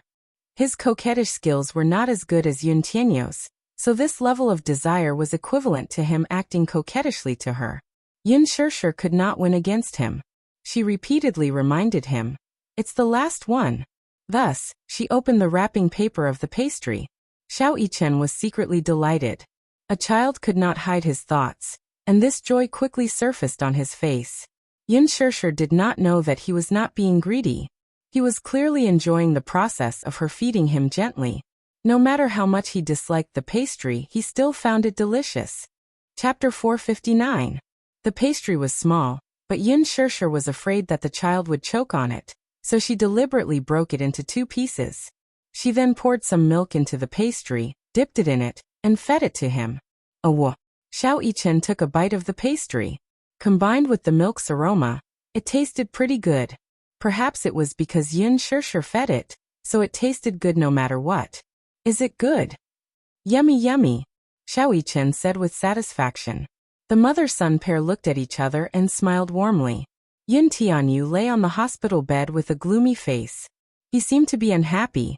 He pouted, feeling that Mu Yichen had taken away his privilege. Why did mommy only care about coaxing him and not asking him about his condition? Yin Tianyu suddenly felt a little regretful. He was indeed a little selfish. He was still a little reluctant to cede Yin Shirshir's love to Mu Yichen. Initially, he had enjoyed all of her love and affection, but now he had no choice but to accept it. Now, however, he had to give away half of it or even more. His heart ached a little. Hence, He covered the area where the bandage was wrapped and let out a few pitiful moans. Yin Shirsher heard his moans and felt as if a knife was being twisted in her heart. She seemed to realize that she had neglected the little guy, so she immediately turned to Yin Tianyu and asked anxiously, Yu, what's wrong?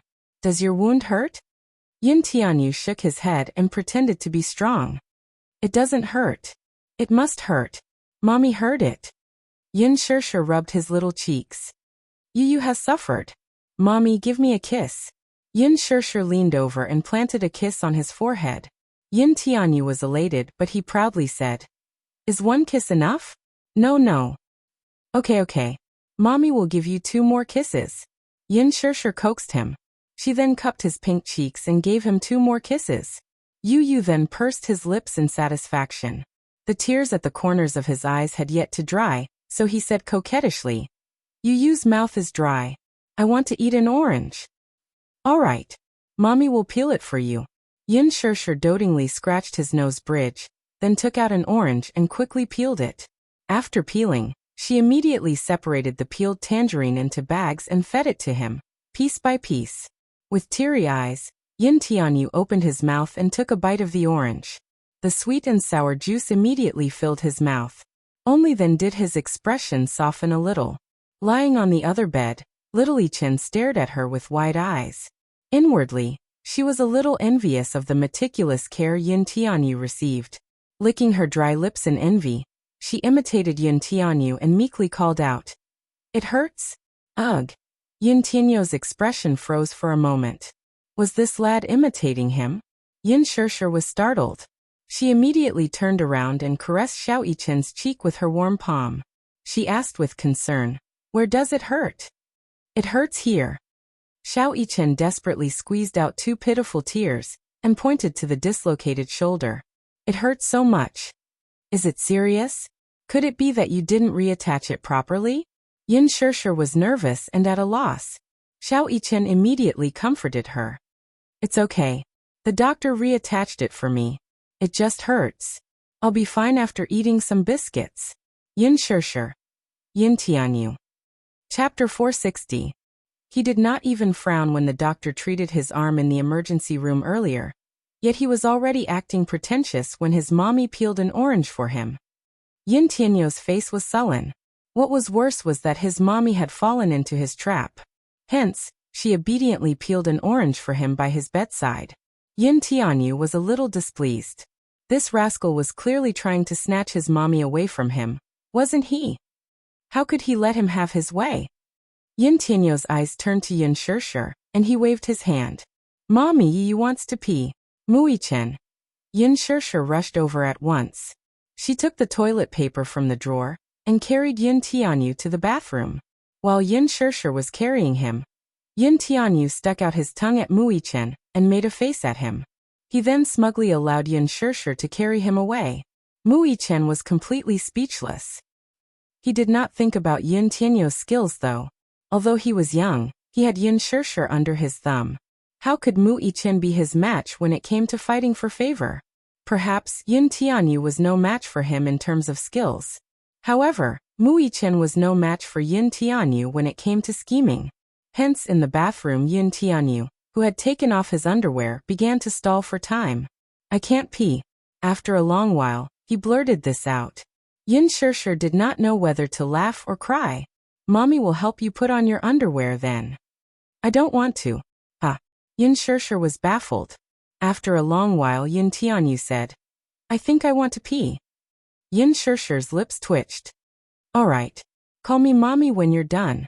Hence, Yin Shirsher was in a hurry to leave. Yin Tianyu pouted and said aggrievedly, Mommy, don't go. I don't feel anything after you leave. Yin Shirsher fell silent. What does it feel like to poop? He explained matter-of-factly, it's a feeling of security. Yin Shirsher. What was the meaning of this? After mommy left, Yu became restless. Yu is afraid of being alone. He was quite good at using idioms. Most importantly, she had never seen him so clingy. In the past, not to mention going to the bathroom, he could even go to school alone. Why now, Yin Shirsher, on the other hand, was a meticulous person. She found it strange for a moment, but she quickly figured out what he was thinking. Hence, she squatted down and calmly looked into his eyes. Yin Tianyu looked at her, too, only to be stunned by her odd expression and the teasing look in her eyes. "Mommy, what's wrong?" Let me guess." Yin Shirshir asked casually. "Is my little Yu jealous?" She guessed it right away. Yin Tianyu kept quiet and did not say a word. He still felt a little awkward in his heart. Yin Shirshir saw him lowering his head in silence and knew that she had guessed correctly. Hence, she cupped his little face and kissed his pouting lips. Her warm lips planted a soft kiss on his lips. Yin Tianyu's face quickly turned red from shyness. "Mommy. Yu, do you know? He's your older brother." "I know," Yin Tianyu said slowly. "He's my older brother. We have the same father and mommy." Yin Shirshir was a little surprised to hear that. So he knew all about it? She was quite surprised. Chapter 461. That's right. The two children should know when they meet. Children's minds can be very delicate and sensitive at times. Yin Shirshir caressed his head and guided him patiently. "That's why you two should get along well." But his brows furrowed as he struggled internally. He knew that he was a little selfish and perhaps a little narrow-minded. Initially, he wanted to generously give half of his mommy's love to Mui-chen, but when he really did so, he was conflicted and reluctant to do so. This was especially so when he saw how gentle Yin Shirshir was to Mui-chen. His heart felt a little sour and stuffy. There was a lump of pent-up anger in his heart that could not be vented or dissipated. He felt very upset. He could not really share his mommy's love with Mui-chen. Yin Shirshir's heart clenched when she saw his aggrieved and upset expression. She then asked, "But what?" "But Mommy Yu loves you, and Mommy loves you too. That Mui-chen, doesn't he have his daddy?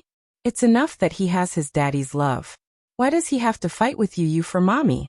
He's not fighting with you for Mommy." Yu's face suddenly showed an unprecedented panic and uneasiness. He grabbed Yin Shirshir's hand and held it tightly in his palm. "But he's clearly fighting with you. Mommy belongs to you. You must remember that Mommy isn't yours," Yin Shirshir patiently corrected him. Yu's eyes widened slightly. The focus in his eyes instantly became unfocused, and soon, dense ripples appeared in his eyes. Yin Shirshir's words were undoubtedly like a sharp sword that pierced his heart painfully. Wasn't Mommy his? The moment he recalled what his mother had said to him, he felt as if the sky had collapsed. His eyes were empty and his face was blank. A crystal-clear teardrop rolled down his cheek. Yin Shirshir frowned. Her heart ached because of the sadness in his eyes. However, there were some things that she had to tell him even though he was still young. Mommy isn't a thing. She shouldn't be Yu's private property. But you have to understand that Mommy loves you. However, Yu was still feeling very sad. The sound that came out of her throat was choked and broken. Her thick and long eyelashes were wet with tears, making her look even more pitiful. "But Yu loves Mommy. I hope that Mommy's love is only for Yu and not for anyone else. Yu, Mommy loves you and dotes on you the most. You should be able to feel it, right?" Yin Shirshir was a little anxious as she pressed his hand against her chest. Through the fabric of her clothes, he could feel her warm heartbeat. "Mui-chen, he's your older brother. Both of you are Mommy's flesh and blood. Both of you were born in the same year, month and day. Yu, do you know that?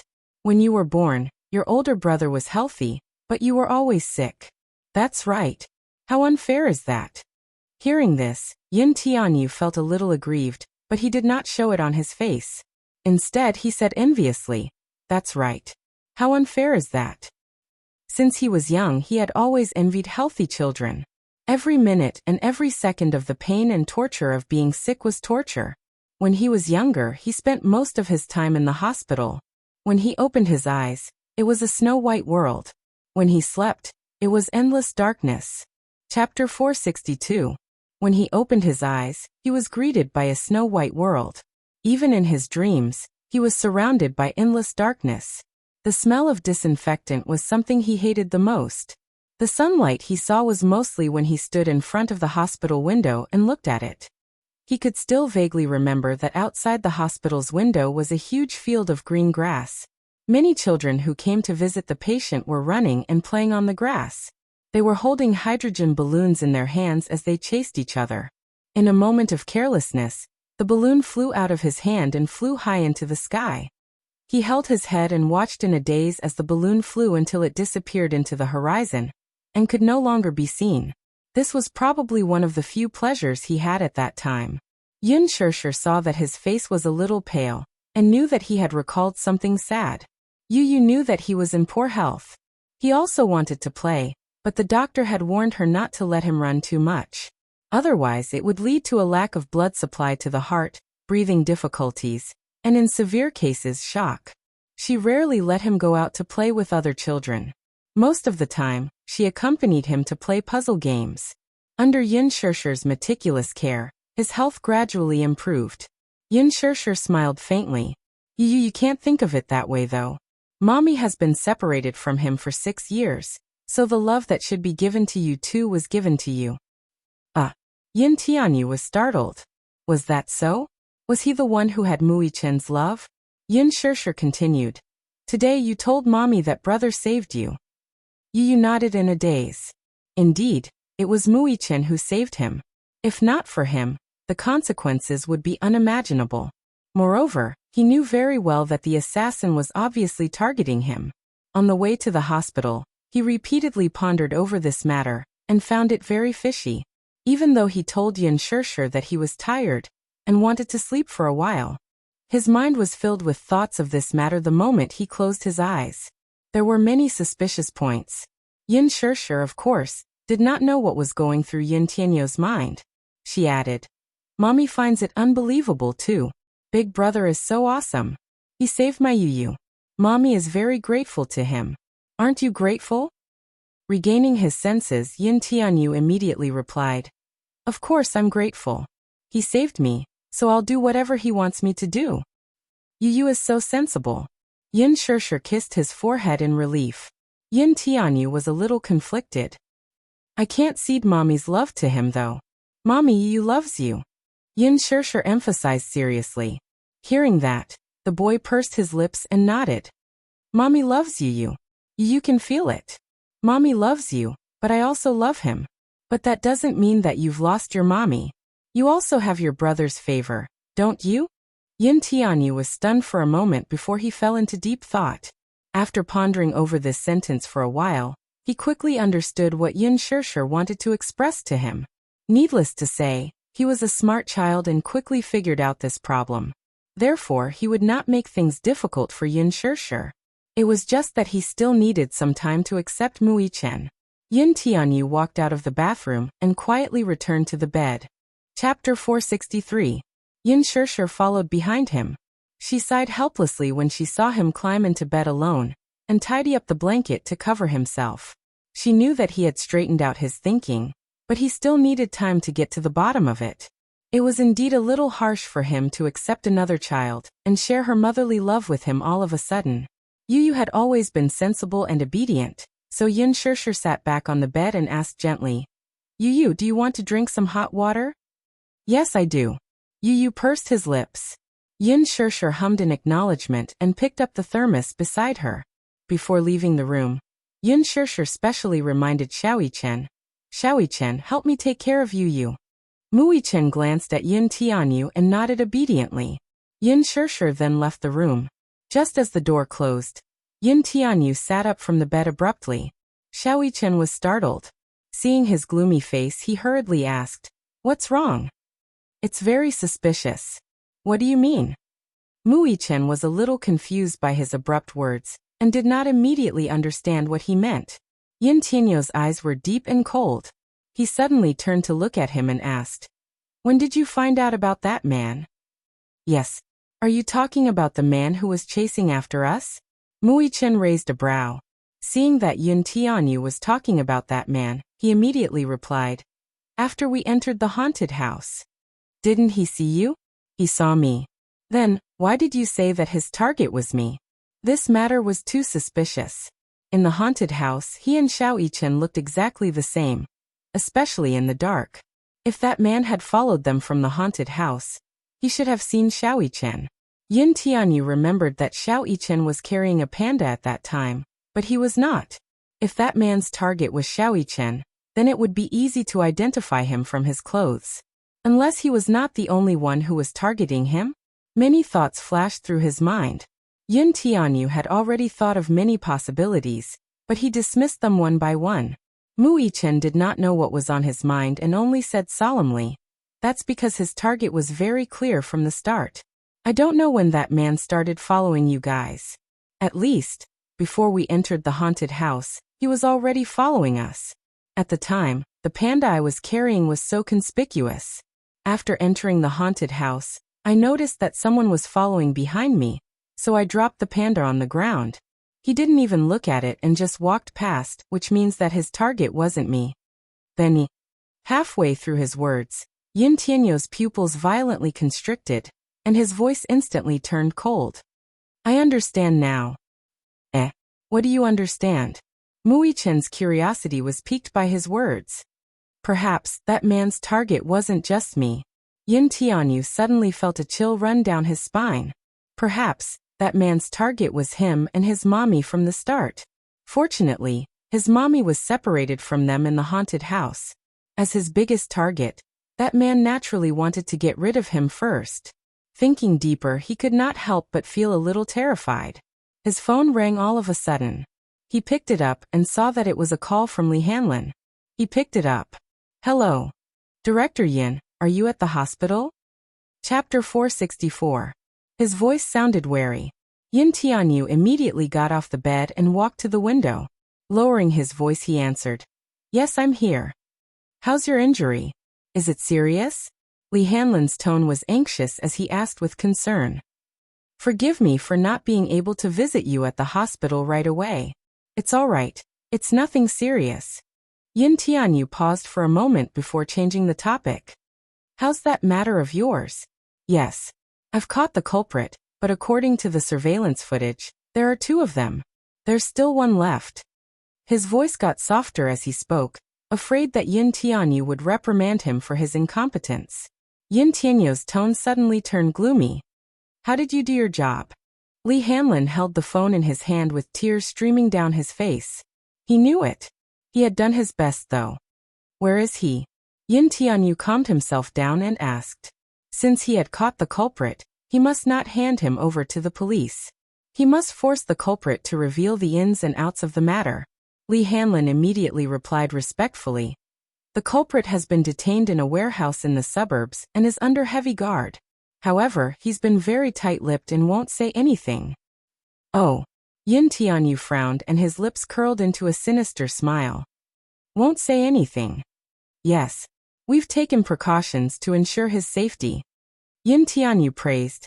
"Yes. You've done well. You'll get a raise this month." What a rare and precious gift.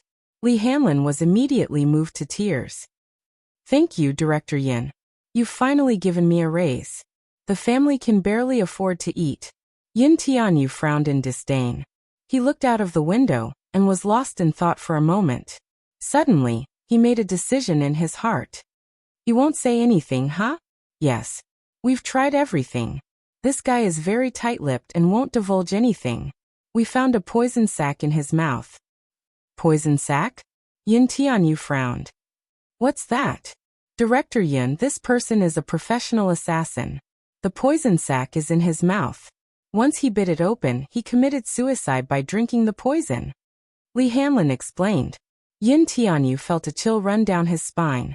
This method was too ruthless. After a while he said, "Come pick me up tonight. I'll interrogate him personally." "President Yin, I don't think that's a good idea," Li Hanlin asked in surprise. "Just do what I say. Don't doubt me." With that he hung up. When he turned around, Mu Yichen was still leaning against the bed. He was quite a distance away, so he could not clearly hear the conversation between Yin Tianyu and Li Hanlin over the phone. However, he was keenly aware of the change in Yin Tianyu's aura the moment he picked up the call. Cold, austere, and aggressive. The moment he got off the bed and walked toward the window, Mu Yichen caught sight of Yin Tianyu's incomparably cold and dark eyes. He was a completely different person from the naive and romantic look he had in front of Yin Shirshir. He had witnessed Yin Tianyu's calmness before. When the Ferris wheel malfunctioned, if it were any other child, they would have been scared to tears. However, he didn't. Instead, he calmly made a phone call, and then sat down patiently. Even after falling out of the carriage, although there was a moment of panic on his face, he quickly calmed down. He had never seen such a frightening look in a child's eyes before though. Yin Tianyu looked at Mui Chen. His heart was in a dilemma. Should he tell him about this matter? After hesitating for a moment, he decided to hide it from him. He would handle this matter well without anyone's interference. Thus, he lay back on the bed. Chapter 465. When Muyaja and Song Inya returned to the ward one after another, the rest of the Song family rushed over one after another. Song Inchi was now the apple of the Song family's eye, a little princess who was doted on. Upon hearing that something had happened to her, Song Yunxi and Jiang Qiming hurried over. In the ward, Song Inchi was still crying nonstop. When she saw that her brother and mother had arrived, her coquettish skills became even more powerful. She kept throwing tantrums in Jiang Qiming's arms. Her face was wet with tears, and her eyes were red and swollen. Jiang Qiming's heart ached terribly. When she saw that a piece of hair at the back of Song Inchi's head had been shaved off, and that the wound had been stitched up and was still bleeding, her heart ached so much that her eyes moistened. Song Yunxi stood at the side and kept coaxing her. He loved this younger sister of his from the bottom of his heart. Ever since she was born, he had given her the greatest love. However, he was usually busy with work and could not take care of this younger sister of his. Hence, the little girl did not appreciate his coaxing. Jiang Qiming kept coaxing her, but Song Yunxi did not give in to her. There was nothing Jiang Qiming and Song Yunxi could do. When Song Yunxi saw that Mu Yaja had arrived, she immediately wanted to break free from Jiang Qiming's embrace and spread her arms and legs toward him. "Uncle Mu, hug me. Uncle Mu, hug me." When she saw Mu Yaja, Jiang Qiming did feel some resentment toward him. However, the muse and the songs were on good terms and had been friends for hundreds of years. Hence, even though she had a lot of complaints, she still maintained a very polite expression on the surface. After all, she could not make things too awkward. Otherwise, both families would not be able to show their faces. They had to give each other face. Hence, Jiang Qiming said politely, "Yaja, you're here?" Aunt Jiang." Mu Yaja called out. Song Yunxi also called out unnaturally, "Uncle." Mu. "Yes," Mu Yaja responded, as if he didn't see the awkward expression on Song Yunxi's face. Song Yunxi was only 4 years older than him, but Mu Yaja was older than him. For the proud and arrogant Song Yunxi, calling him Uncle Mu was a bit awkward. While Jiang Qiming wasn't paying attention, Song Yunxi jumped off her body and snuggled into Mu Yaja's arms. Mu Yaja had no choice but to carry her in his arms. His feelings toward Song Yunxi were rather complicated right now. She was more concerned about Xiaoyi Chen. She had been waiting for his call, but he hadn't called yet. Was the little fellow still angry with him? Song Yunxi squirmed restlessly in his arms. It was obvious that she had been wronged and wanted his comfort. But right now, he didn't have the mood to deal with this little fellow's coquetry. Song Yunxi stared at his side profile dejectedly, her face full of grievance. Jiang Qiming looked a little embarrassed and smiled. "Aya, look at this child. She's injured, yet she's still so restless. Still, I don't know why and she especially likes to stick to you." Mu Yaja patted her head but didn't say anything. Song Inya chimed in from the side. "Yes, and she likes Uncle Mu the most, right?" Song Yunxi immediately said cheerfully. Yes. And she likes Uncle Mu the most. And she likes Uncle Mu the most." With that, she leaned her head sweetly into Mu Yaja's arms. Mu Yaja coldly curled his lips. From start to finish, he looked a little absent-minded. Chapter 466. The corners of Mu Yaja's lips curled up coldly. From the beginning to the end, he looked a little absent-minded. For a moment, the atmosphere was inevitably a little awkward. Song Inya also felt extremely awkward. Thinking of the things she should not have said to Mu Yaja earlier, she did not know how to smooth things over for a moment. Jiang Qiming laughed awkwardly, but she was extremely unhappy inside. Today was supposed to be Children's Day, so she had asked Song Inya to bring Song Yunxi to the amusement park for a day of fun. It could also be considered a happy Children's Day for the children, but the latter ended up injured and lying in the hospital. She had roughly heard the whole story from Song Inya. She did not explain it clearly over the phone, but Song Inya pushed all the blame to Xiaoyichen. But in reality, Song Inya was also responsible for this. She was the one who brought Song Enshi out, so she was considered the child's guardian and parent. How could she not be responsible for the child's injury?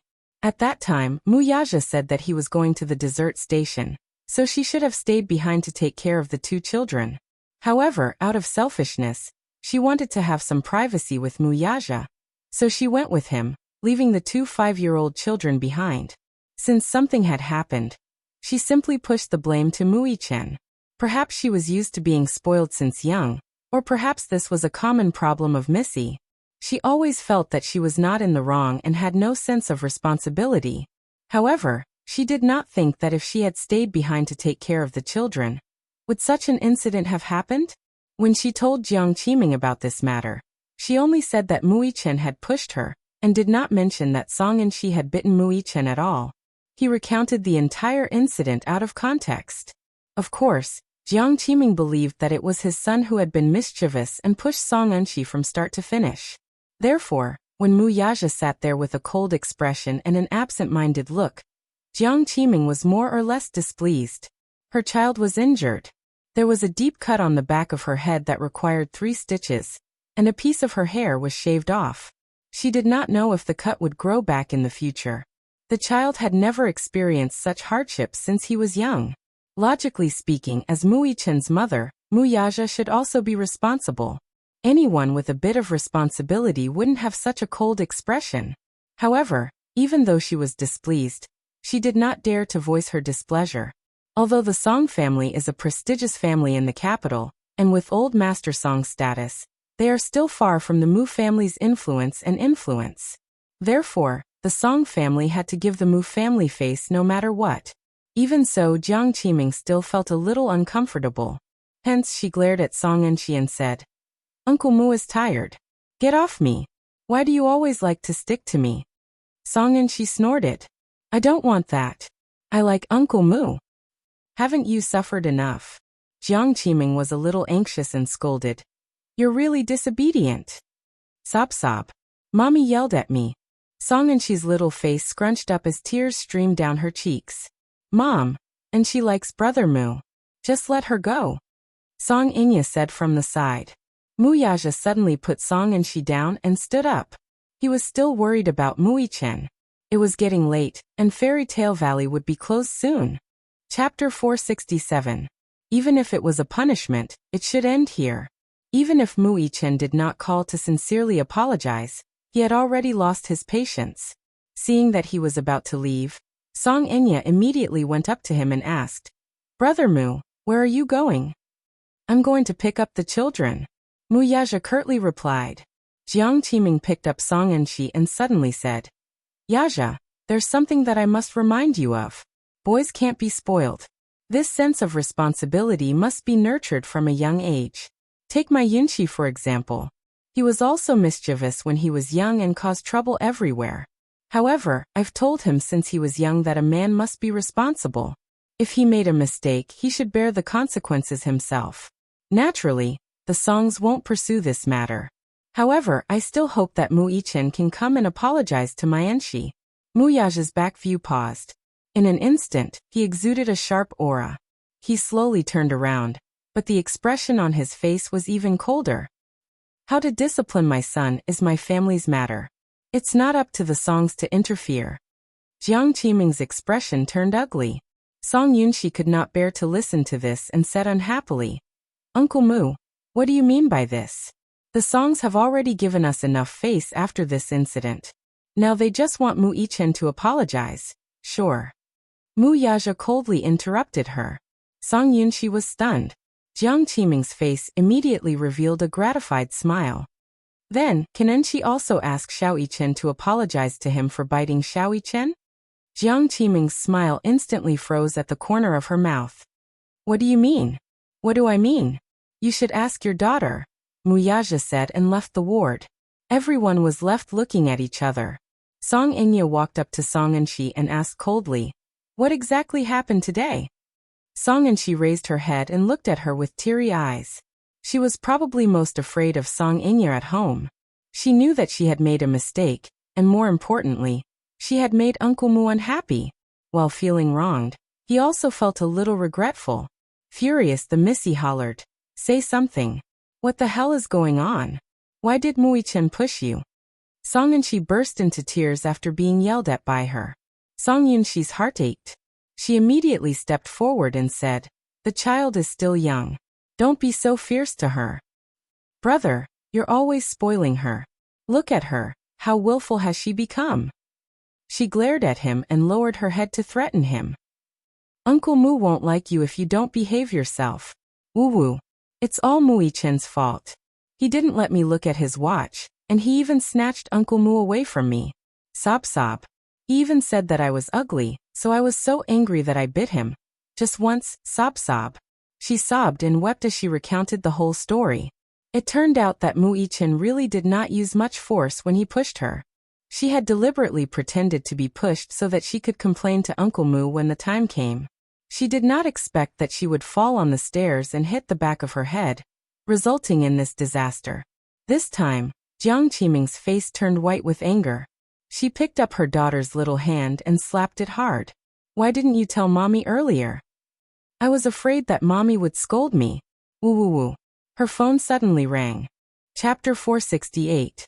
Song Inya looked in the direction of the voice, and saw that Muyaja's phone had slipped out of his pocket while he was sitting on the sofa. She picked it up. Initially, she did not want to pick it up, but when she saw the picture of a woman sleeping on the screen, she realized that the caller ID was a picture of a woman. In the picture, the woman's face was elegant and refined. Even though she was sleeping without makeup, she was still beautiful beyond compare. Her messy hair was scattered on the pillow. Against her snow-white skin, it was messy, but it did not diminish her beauty at all. The caller ID was only one word, sure. This was Muyaja's phone.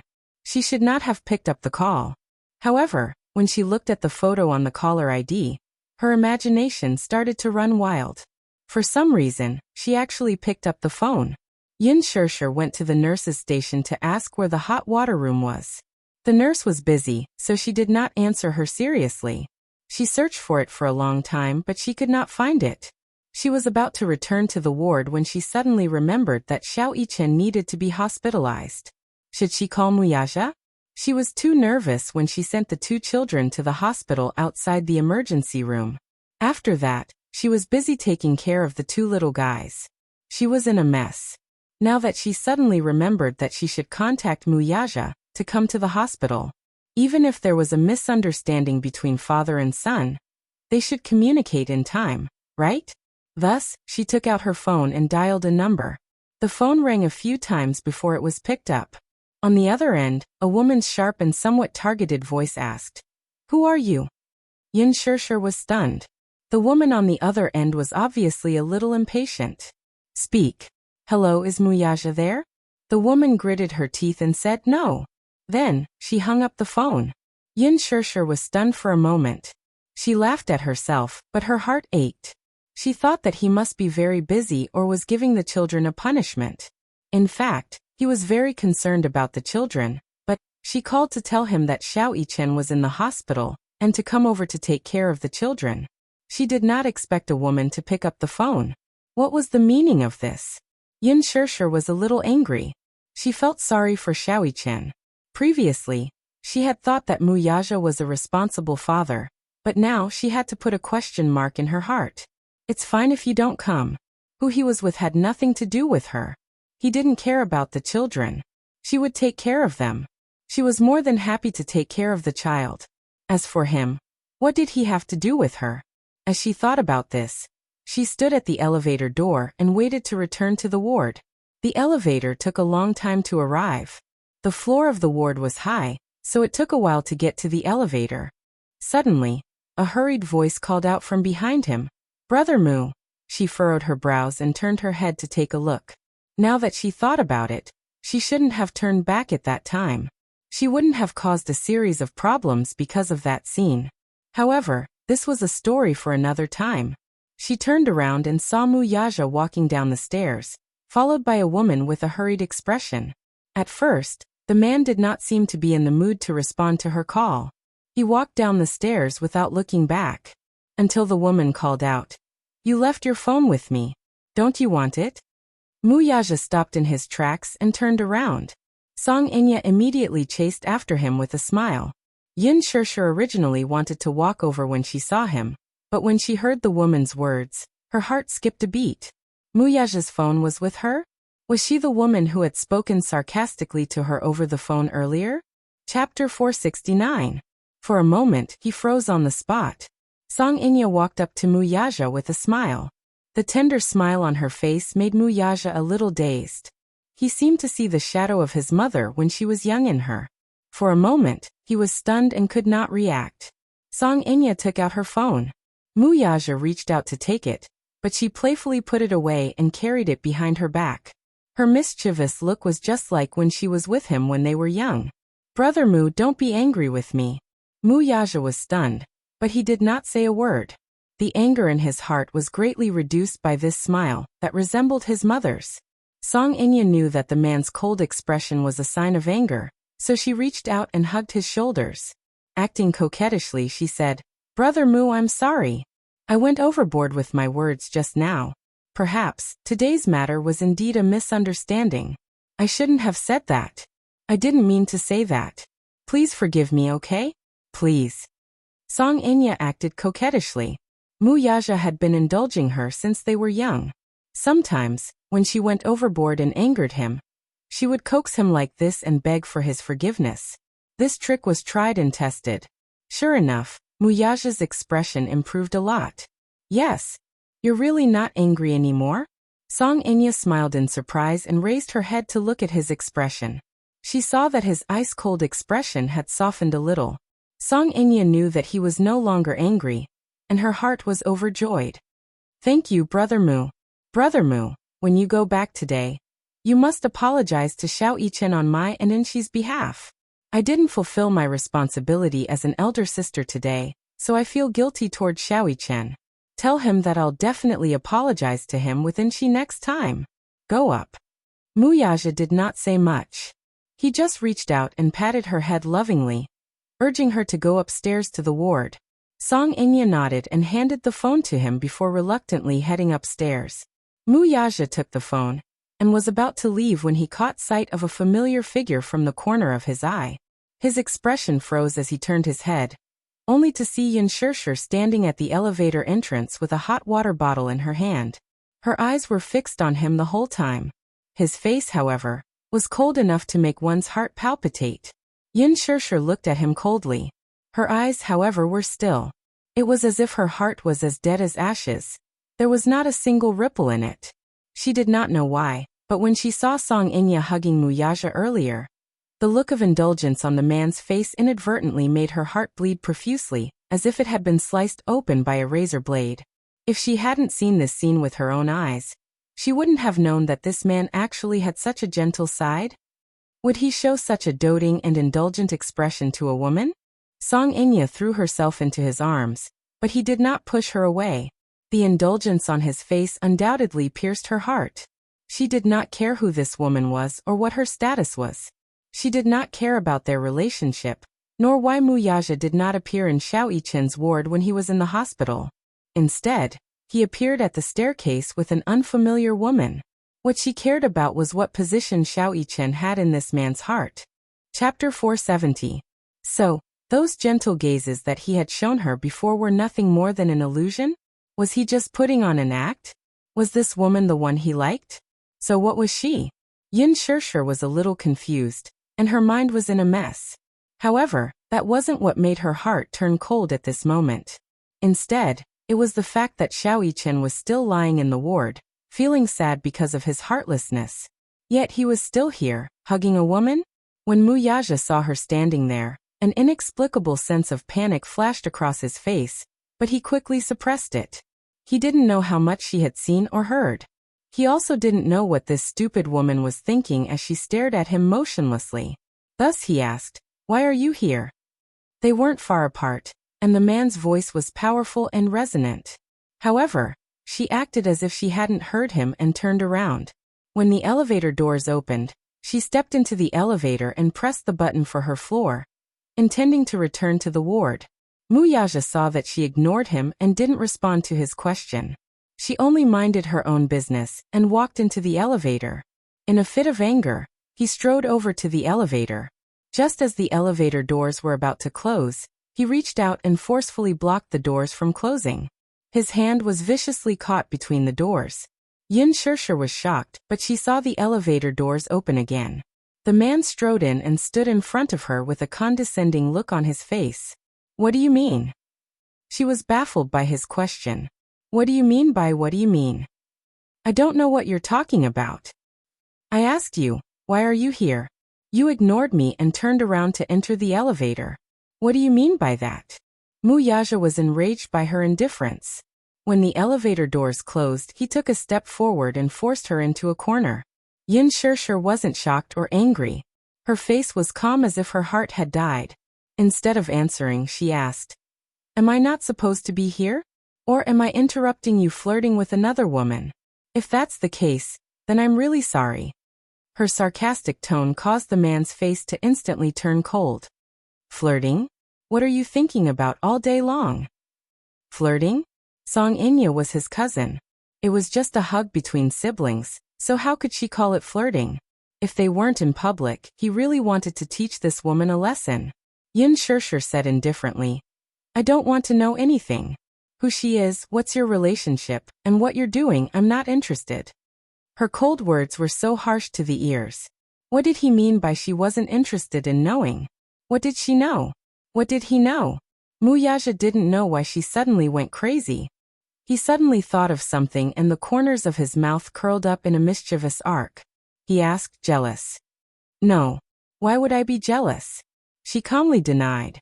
Wuxia's smile froze and his face darkened. Her nonchalant attitude made him really unhappy. Then what are you angry about? Or, in your eyes, am I not worthy of your trust? Looking at him, she was reminded of Xiao Yichen's sad face and the frightening scene that happened at the amusement park today. She thought of how the Ferris wheel had malfunctioned, and how the two children had almost met with an accident. Then, she recalled the scene of Song Inya and Wuxia hugging. Now that she looked at his face again, she suddenly felt that the scene just now was too glaring. She felt a little sour in her heart. Today is Xiao Yichen's birthday. Even if there's a misunderstanding between father and son, should he just leave the child alone at the amusement park? If this is a punishment, don't you think it's too much? Chapter 471. How could he not know that something had happened to Xiao Yichen? He was Mu Yichen's father. At that thought, Yin Shirshir felt a chill run down her spine.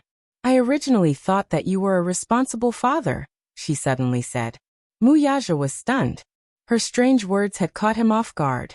She continued coldly, I don't know what position Xiao Yichen has in your heart, but I'm very disappointed in you. Her words had infuriated him. What did she mean by accusing him without distinguishing between right and wrong? Was it because he had spoiled her too much that she had become arrogant because of that? Woman, have I indulged you too much?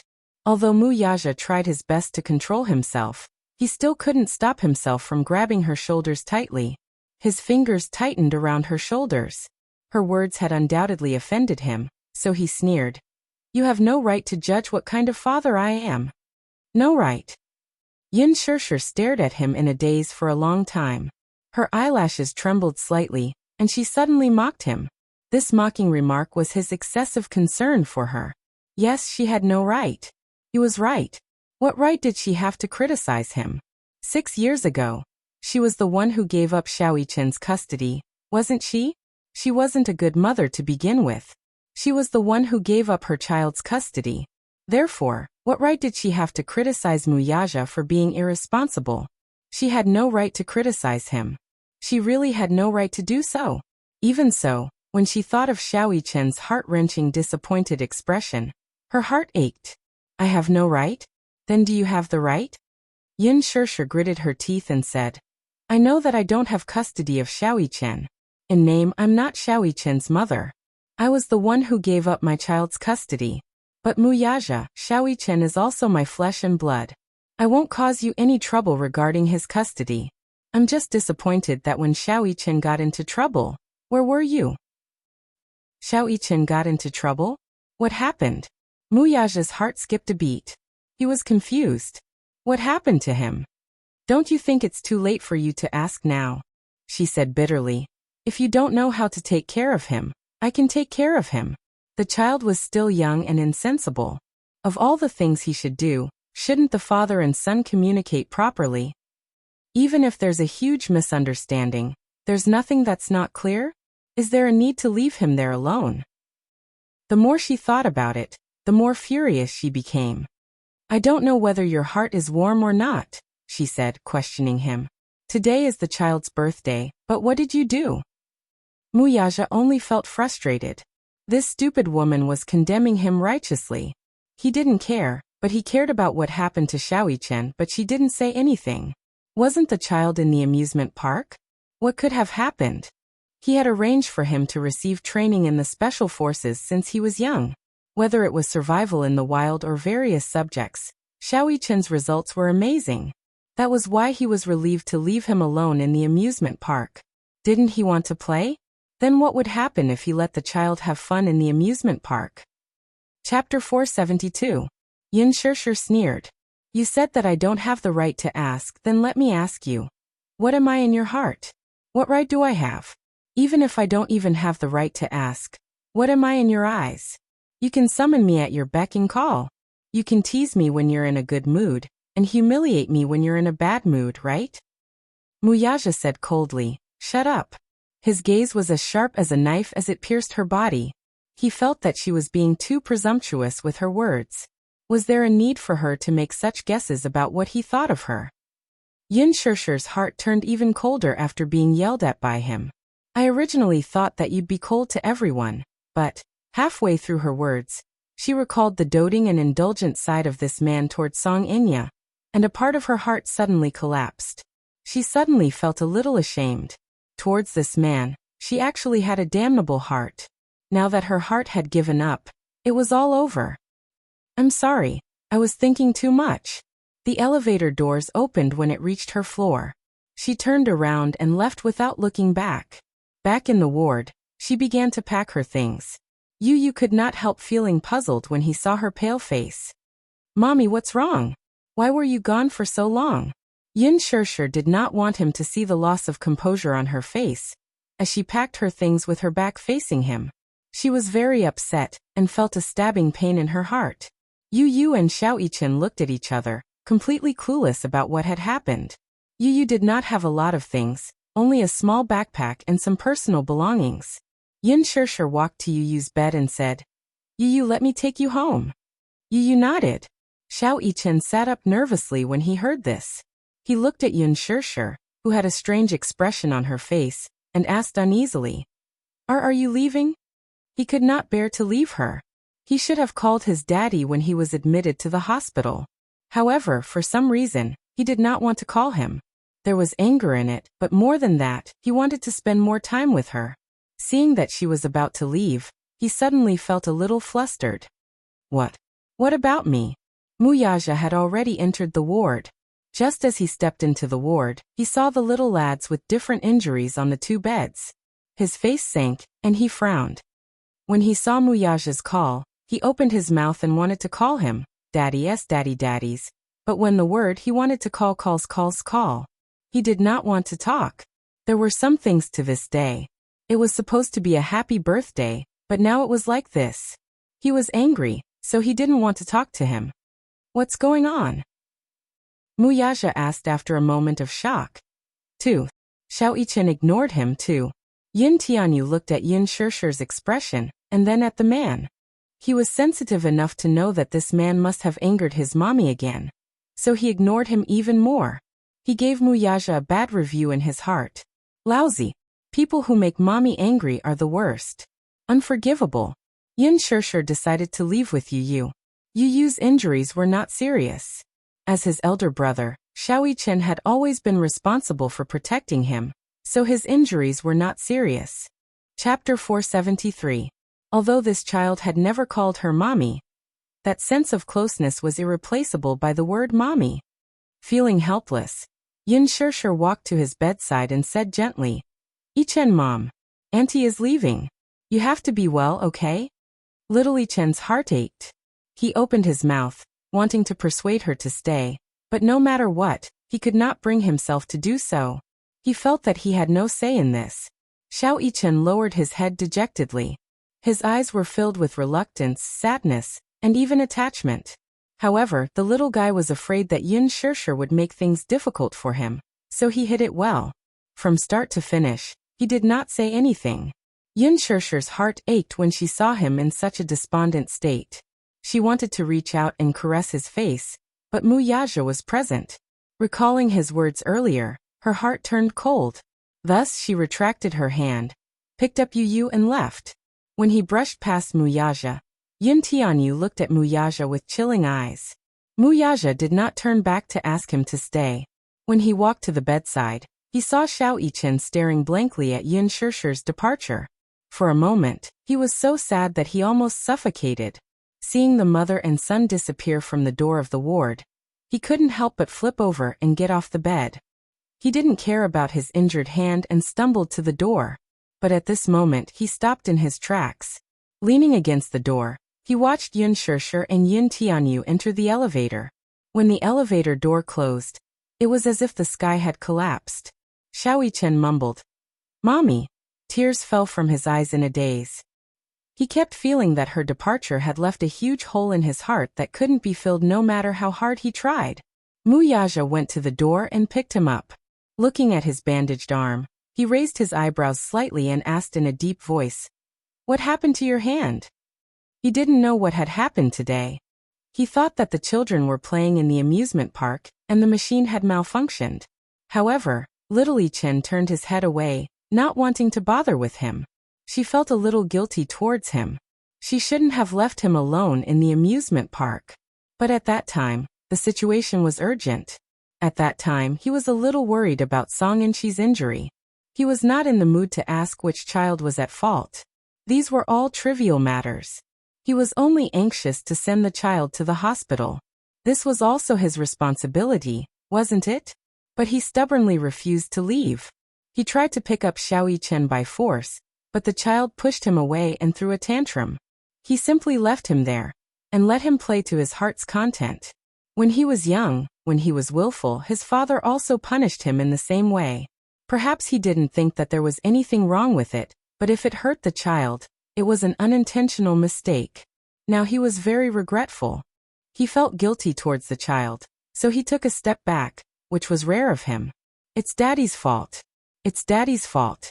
I shouldn't have left you there. Are you willing to forgive Daddy?" "I'm not willing." Xiao Yichen replied awkwardly and ignored him. His mind was filled with the sad expression on Yin Shirshir's face when she left. He missed her a little. They had just parted not long ago, but he was already missing her.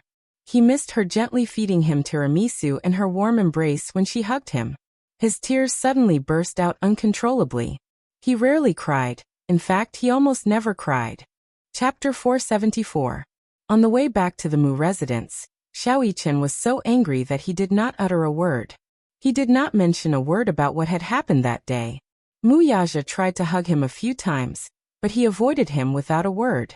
Mu Yaja tried coaxing and asking, but the little lad refused to fall for his tricks. Neither soft nor hard methods worked on him. He was at his wit's end. If he did not answer, he would find out the truth himself. In fact, Yin Tianyu and Xiao Yichen had reached an agreement to keep what had happened that day a secret. Yin Tianyu had repeatedly told him not to tell anyone about it, not even Mu Yaja. Little Yichen obeyed his father's words and kept this matter a secret. Even if Mu Yaja wanted to find out the truth, he should not think about who owned Fairy Tale Valley. Even if he wanted to interfere, would Yin Tianyu give him the chance to do so? He wanted to find out the truth himself. However, this was a story for another day. When Mu Yaja and Xiao Yichen reached home, the team of private doctors was already waiting for them at the door. The car door opened, and Mu Yaja carried Xiao Yichen out of the car. The doctors immediately greeted them respectfully. Mu Wanru and Mu Sheng had also returned to the Mu residence. Seeing that Xiao Yichen was injured, Mu Sheng turned pale with fright and immediately went forward to ask about his well-being. However, Xiao Yichen was not in the mood and did not want to say much. He only said, I'm tired. He was then escorted back to his room for an injection, and in 4-drip. Mu Wanru also asked about what had happened, but Mu Yaja returned to his study room and buried himself in the company's planning documents. She was at her wit's end. When she heard from the servants that Mu Yaja had brought Xiao Yichen to the amusement park, she felt a little suffocated.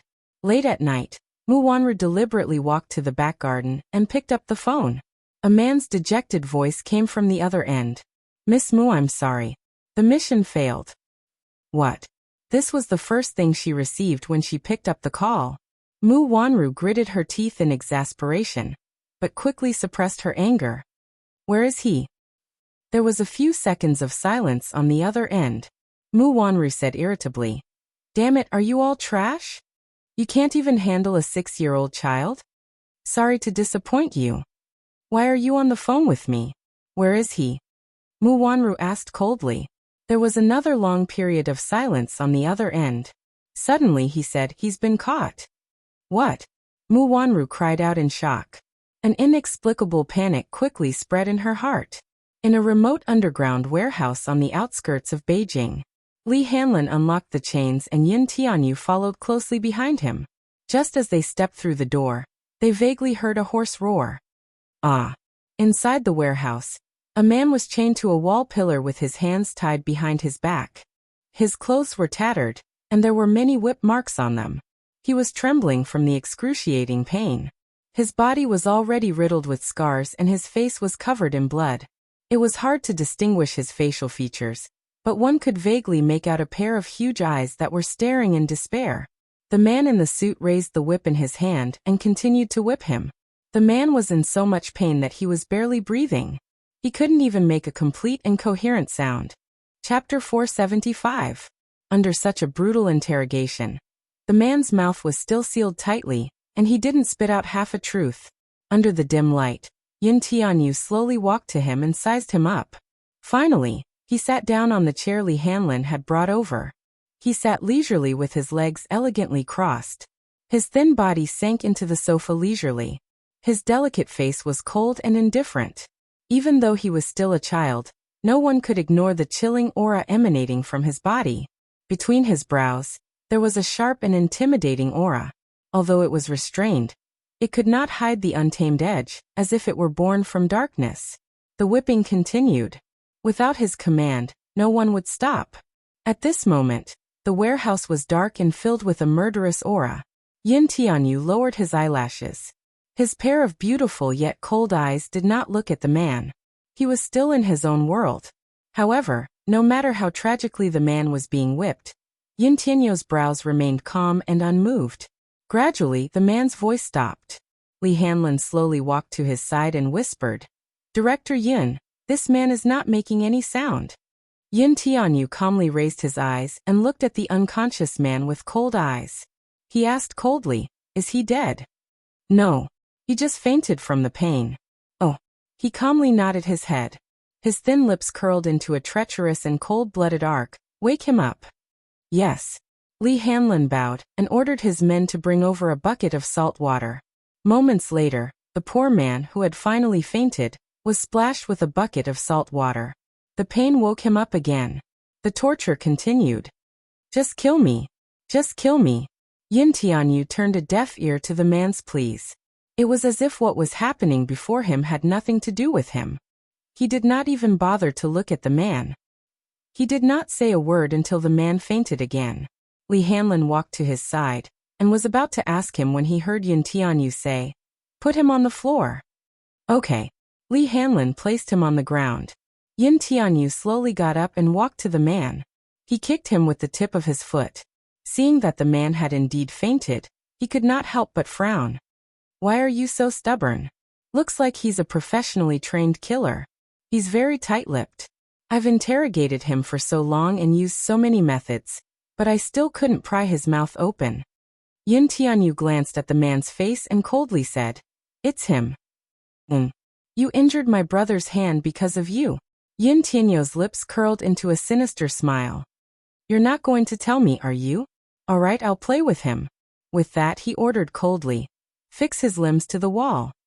The wall? How do you fix it? The men at the side were puzzled.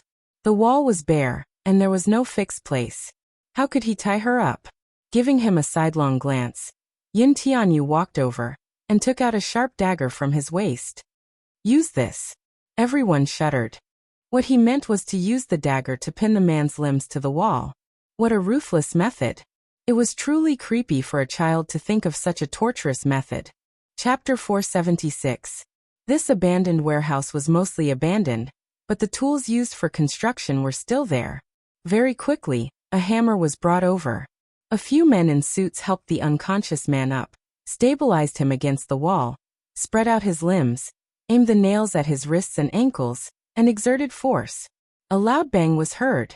The man woke up again from the excruciating pain, but this time his eyes were wide open. The bone-piercing pain in his limbs caused blood to gush out of his body. His face was so red that it looked like it was about to drip blood, and his veins were about to burst. Ah! If one did not experience this pain personally, they would never understand the cruelty of it. The man struggled in a frenzy, and his voice was almost hoarse from screaming. Yin Tianyu gave him a look, and Li Hanlin immediately ordered someone to pour a bucket of cold water on him. In an instant, the man calmed down a little. He raised his head in a sorry state, only to see a delicate-looking child standing in front of him. He coldly said, "I can tell you that you will die today." The man sneered. Die? What was there to be afraid of? When he accepted this assassination mission, he was already prepared to commit suicide if he failed. Yin Tianyu seemed to have guessed his resolve, so he coolly said, "You can either die a quick death or be played to death by me. Which one do you choose?" Die a quick death. The man didn't even think about it as he gritted his teeth and said. Yin Tianyu smiled coldly. "All right, I can satisfy you. However, you have to tell me who ordered you to do this and who is your target." Humph. The man seemed to be mocking his naivety, as if he did not care about this child at all. He was a professionally trained assassin. Assassins accepted missions and received bounties. No matter what, they would never betray their employers. He only fell into their hands because of a miscalculation today. Seeing that he was stubborn and unwilling to reveal everything, Yin Tianyu took a piece of black cloth from Li Hanlin's hand and nonchalantly said, "Oh, okay. I'll play with you then." His laughter was still childish and had a hint of a child's childishness. It was soft and cute. However, every sentence and every word that came out of his mouth made people tremble with fear. Gag his mouth. Li Hanlin immediately ordered someone to gag his mouth. He took a container from Li Hanlin. Inside the container were 10 finely crafted darts. He took out a dart and asked coldly, "Who ordered you to do this?" The man bit his lip hard and refused to say anything. Yin Tianyu smiled and threw the dart.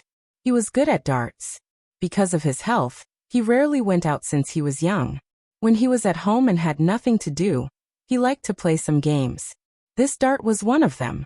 However, with his eyes blindfolded, it was hard to tell if the darts would be accurate. Chi.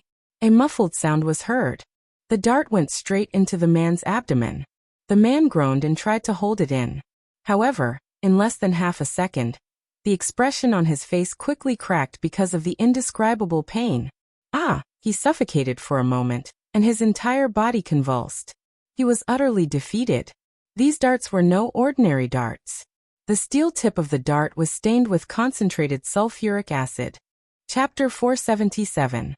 Some of his wounds were already dripping with blood mixed with salt water. Yin Tianyu's dart had accurately pierced a wound on his abdomen. The tip of the needle was short, so the wound was not deep enough to be fatal. However, the chemical reaction of the sulfuric acid and salt water corroded the wound, causing it to emit a wisp of smoke. Only he could experience this feeling now. When some kind of pain passed, perhaps even the scream stopped. Yin Tianyu furrowed his brows and asked regretfully, "Oh my, did I hit the target?" "Yes, you did," Li Hanlin reminded him. A cute and charming smile appeared on Yin Tianyu's face. With that, he received another dart. Yin Tianyu gestured, and the second dart was about to be thrown. Woo-woo. Woo-woo. Don't. The man immediately begged for his assistant's help in a muffled voice. Yin Tianyu had just thrown a dart, yet the man was so scared that he wet his pants. It seemed that he was afraid. After all, This pain was not something an ordinary person could endure. Even if he was a seasoned killer who had lived his life on the edge of a knife, he was never afraid. Death. He was never afraid of death. Now he was scared out of his wits by this 6-year-old child's means. What a joke. Was this really a 6-year-old child? The man's eyelids trembled as he struggled to open them. His vision was blurred by the blood flowing from his forehead. He blinked his eyes hard and tried to regain his vision. Finally, he could see the child's face clearly. The child wasn't tall. He wore a snow-white shirt, black overalls, and a pair of British boots. His black hair was neat, and his skin was smooth and creamy. On his snow-white face, a pair of beautiful and deep eyes were covered, but one could vaguely see that the corners of his eyes were slightly curved, and he was smiling. He had a pretty nose, cute lips, and pink and tender cheeks. His body still had the smell of milk, and he was delicate and delicate. However, his body exuded a bone-chilling aura that made one's hair stand on end. Even though his lips were curled up and his face was clearly smiling, it made people feel a sinister feeling in their hearts and made them shudder. Was this child really only 6 years old? He did not believe it. Could a 6-year-old child think of such terrible means to torture someone? What is he saying? Yin Tianyu raised his eyebrows slightly. Li Hanlin gave him a look and immediately ordered someone to remove the cloth from his mouth. Once it was removed, the man begged for mercy. Give me a quick death. Stop it. Don't. Do you think I'll stop just because you tell me to? Yin Tianyu smiled innocently and tilted his head. His voice was tender, clear, and very pleasant to the ears. His words made one's heart shudder. The man's face turned white. I'm just an assassin. I'm paid to do this, that's all. I'm just a child. I need someone to play with me. Why don't you play with me? Yin Tianyu gave her an elegant smile. As he spoke, he raised his wrist again. The dart needle in his hand shone with a cold light. Don't. I'll tell you. Don't. You'll confess? Yin SSS, SSSS, SSSS. I'll tell you everything. I'll tell you everything. I only beg you to give me a quick death. Chapter 478. Yin Tianyu's lips curled into a sinister and disdainful smile. Let me tell you. I may be able to find out even if you don't tell me. Now that you've provoked me, you'll have to bear the consequences. Just as he finished speaking, his eyes flashed with ruthlessness. With a swift wave of his hand, he threw the dart in his hand, and it pierced the man's thigh. The sulfuric acid on the tip of the needle quickly corroded the man's skin to the point where his bones were visible. Ah!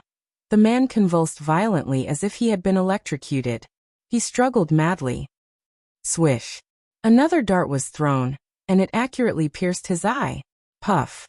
Warm blood splattered out. A fiery and intense glaring sensation hit him. This time, the man was completely unable to make a sound. He only convulsed like he was having a spasm. Then, he let out a heart-wrenching scream. Ah! Ah! Li Hanlin, who was standing at the side, also found this scene to be extremely horrifying. He lowered his head to look at Yin Tianyu and asked with a complicated expression. Director Yin, why don't you let your daddy settle this matter? Agent Li, what do you mean by that? Yin Tianyu slowly retorted. This is my matter. He doesn't need to settle it. But this will dirty your hands. Li Hanlin could not help feeling a little hurt. A 6-year-old child should be pure white, shouldn't he? He should not be tainted by such things, should he? Yin Tianyu's gaze was slightly distracted. Dirty? Heh, he sneered. His laughter was light but deep. In order to protect mommy, even if my hands are stained with blood, I won't hesitate. Li Hanlin was so shocked that he could not recover his senses for a long time. This sentence was bold enough. At this moment, Li Hanlin was truly impressed by him from the bottom of his heart. He did not know what kind of childhood had nurtured such a calm, courageous, and black-bellied child. On one side, he was innocent and adorable. On the other, he was dark and ruthless. He did not have the weakness and delicateness that a child should have. A normal child would be scared out of his wits if something like this happened, but he quickly regained his composure, and even personally interrogated the assassin, torturing him until he begged for death. How did such a black-bellied method come about? He was very much like his father. That Muyaja was also a ruthless person. Could it really be hereditary? Yin Tianyu elegantly removed the black cloth covering his eyes. With great satisfaction, he took a few steps toward the man, who was in so much pain that he wished he was dead. Does it hurt? Cough, cough. Blood gushed up, and the man coughed out a mouthful of blood. He could no longer reply. That's right. The more he hurt, the more satisfied Yin Tianyu was, the more satisfied he became. He thought of his mother's worried face. Then he thought about how Mu Yichen had been injured in order to protect him. This pain was nothing. These 3 darts were neither too much nor too little. On behalf of Mommy and Mu Yichen, they were returning them to him. You can say it now. The man trembled as he raised his head and looked at him with misty eyes. Perhaps he was in so much pain that his mind was muddled. His lips didn't move for a long time. The scariest thing for a person was to greet death helplessly. What was scarier than this was to suffer a fate worse than death. He had been in the dark for so many years, and it was not that he had never seen people with ruthless means. In terms of ruthlessness, he had never been convinced by anyone. Yin Tianyu, however, was the first person to make him feel fear from the bottom of his heart. How was this a child? Chapter 479. On the surface, he looked as innocent as an angel. In reality, he was scarier than the devil. Not going to speak? The boy frowned, dissatisfied with his indifference. With both hands in his pants, he kicked the man's abdomen, causing the latter to yelp in pain. Are you mute now? I don't have the patience. This is your last chance. Don't waste my time. I'll speak. I'll speak. Good boy. With his hands behind his back, he looked like an elegant and courteous gentleman as he casually asked, "Who exactly is your target?" 3 days ago, I received this mission. My employer paid me 2 million to assassinate 2 people. Which 2? One Yin Shirshir. The other her son Yin Tianyu, who is... He raised his head and stared at him with one eye. You. The boy's eyes changed slightly. Even though his face remained expressionless, his heart was in turmoil. He had previously guessed that he was the target, and also vaguely guessed that his mother was one of the targets. Yin Tianyu clenched his fists tightly as a frightening and sharp murderous look flashed across his adorable face. Someone actually dared to hire an assassin to assassinate his mother? It. If not for luck, his mother's life would have been in danger that day. Thinking of this, his eyes flashed dangerously with murderous intent. Who's your employer? He. Ha ha ha. The man guffawed. I'm an assassin hired by someone. She pays me, and I carry out her orders. It's that simple. As for my employer's identity, I shouldn't reveal it. Still, I have to give it to you. I only ask that you give me a quick death and stop torturing me. All right. I agree to this condition of yours. Like a great gift, Yin Tianyu agreed to his request. Tell me, who is that person? The man's lips trembled as he answered, Mu Wanru. Mu Wanru. His brows furrowed slightly, clearly unfamiliar with this name. Li Hanlin was stunned for a moment before asking in surprise, why is it her? You know her? He raised his head and narrowed his eyes dangerously. Yes. I'll explain her identity to you in detail, Li Hanlin said. He turned to look at the man and asked coldly, why does she want to kill me? Of course, she didn't tell me the specific reason. I only know that she said that you are an evil creature and must be eliminated. Otherwise, it will threaten her position. The man endured the pain and opened his mouth with difficulty. Have no choice but to get rid of them? Yin Tianyu quickly sensed that there was a hidden meaning in her words. The man coughed a few times. A trace of blood overflowed from the corner of his mouth. He slowly said, 6 years ago, Yin Shirshir gave birth to 2 children for the Mu family. One of the children was confirmed to have died at birth. Therefore, everyone thought that the child no longer existed in this world. However, Grandpa Mu somehow got the news that the child was still alive. Naturally, he would want the child to return to the family. Yin Tianyu narrowed his eyes. He suddenly approached the man and interrogated. What else do you know? Tell me everything. Chapter 480. He was an assassin. After accepting a mission, he would investigate the identity of the employer to the best of his ability. His information on Mu Wanru was limited, though. This was all he knew. Yin Tianyu blinked his eyes slowly, and his lips curled into a strange smile. Rest in peace. After saying that, he turned around without looking back and elegantly walked out of the warehouse. The moment the door closed, a gunshot was heard, breaking the tranquil night. When Li Hanlin came out, Yin Tianyu was sitting in the car, deep in thought. Have you dealt with everything? Li Hanlin nodded. Yes. Let's go. In the car, Yin Tianyu sat leisurely in the back seat. He rested his chin elegantly on one hand and looked out the window indifferently. Li Hanlin, who was sitting beside him, gave him a rough analysis of Mu Wanru's information. However, due to the limited information he had, he could not deduce Mu Wanru's motive for hiring an assassin. Yin Tianyu only said, "It's not that simple. You have 5 days to investigate everything about Mu Wanru, no matter how big or small." Understood, Li Hanlin replied swiftly. At the same time, in the Mu residence.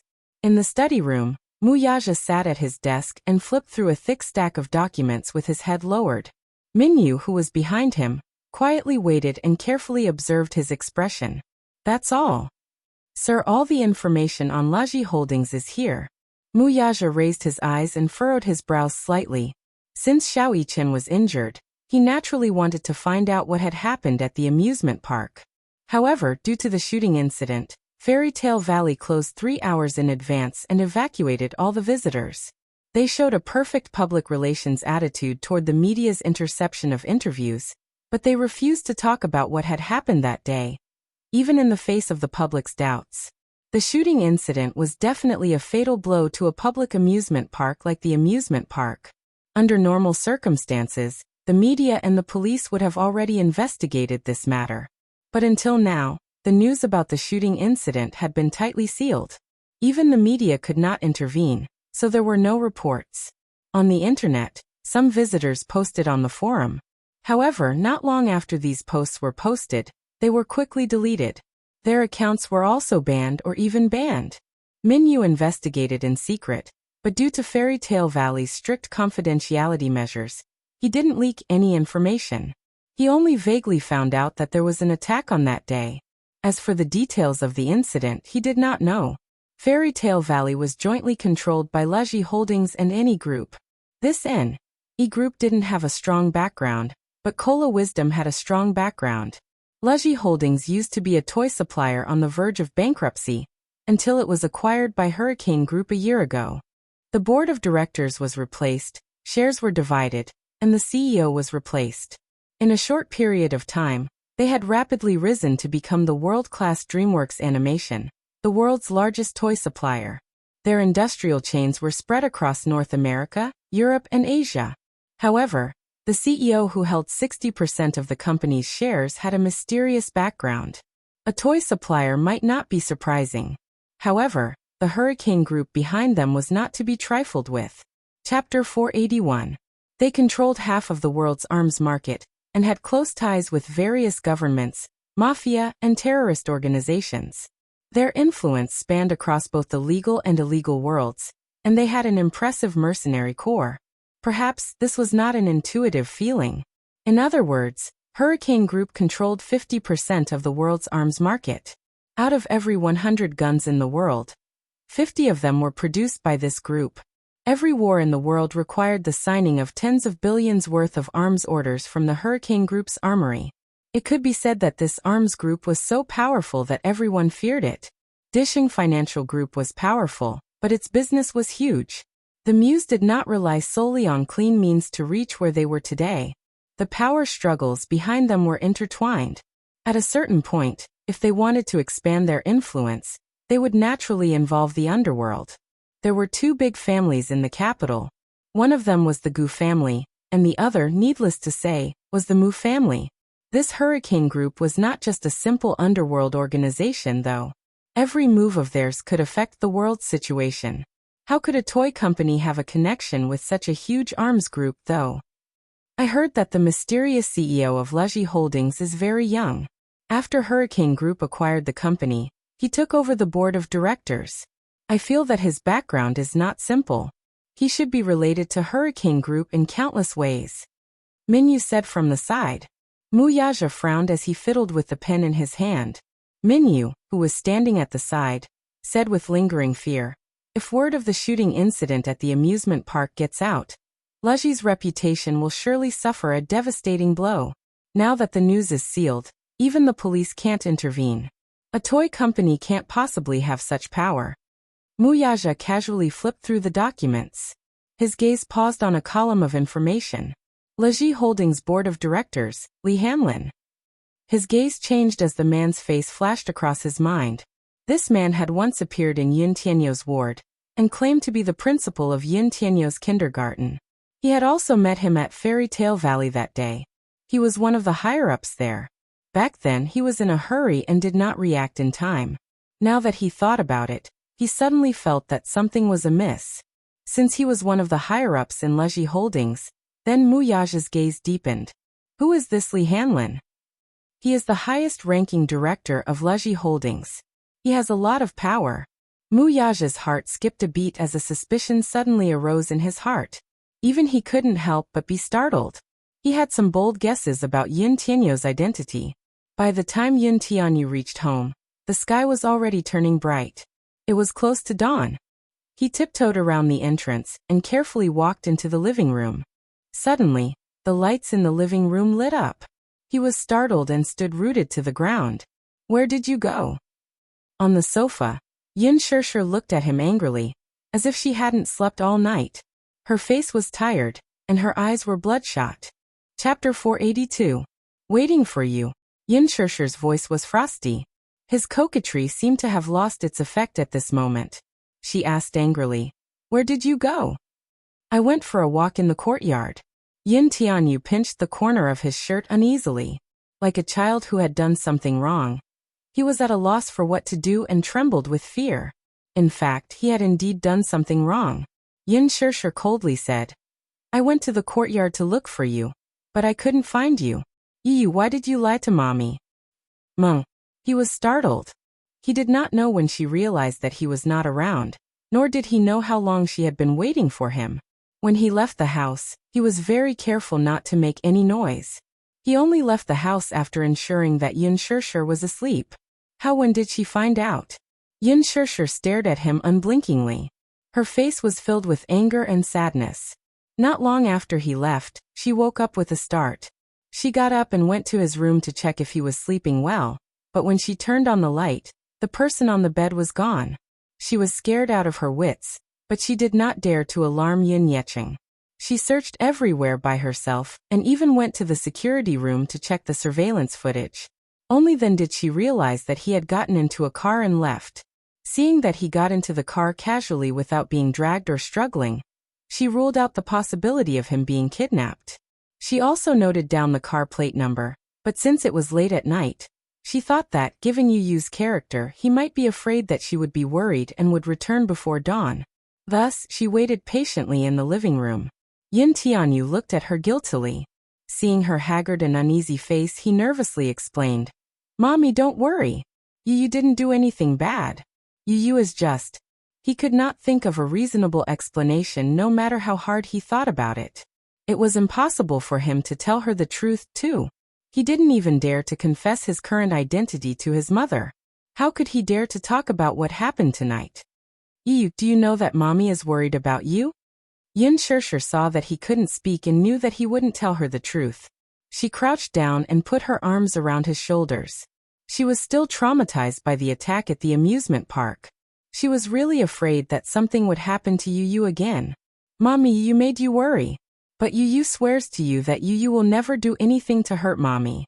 Mommy, don't worry. Trust in Yu, okay? If he was given a little more time, he would definitely find a chance to clear things up with her. But now he couldn't. Yun Shirshir looked at him. Is that a promise? Yes. It's a deal. Today is the last time. There won't be a next time.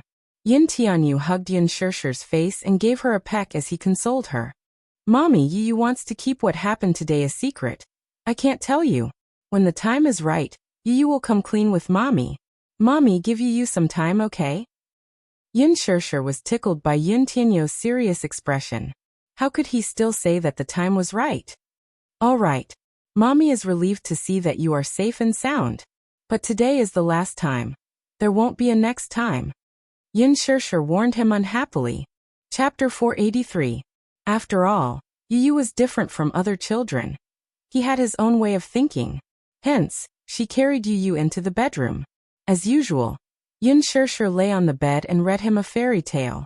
Yin Tianyu snuggled softly in her arms and fell asleep peacefully as he listened to her gentle voice. Yin Shirshir specially applied for leave to accompany Yu for a few days.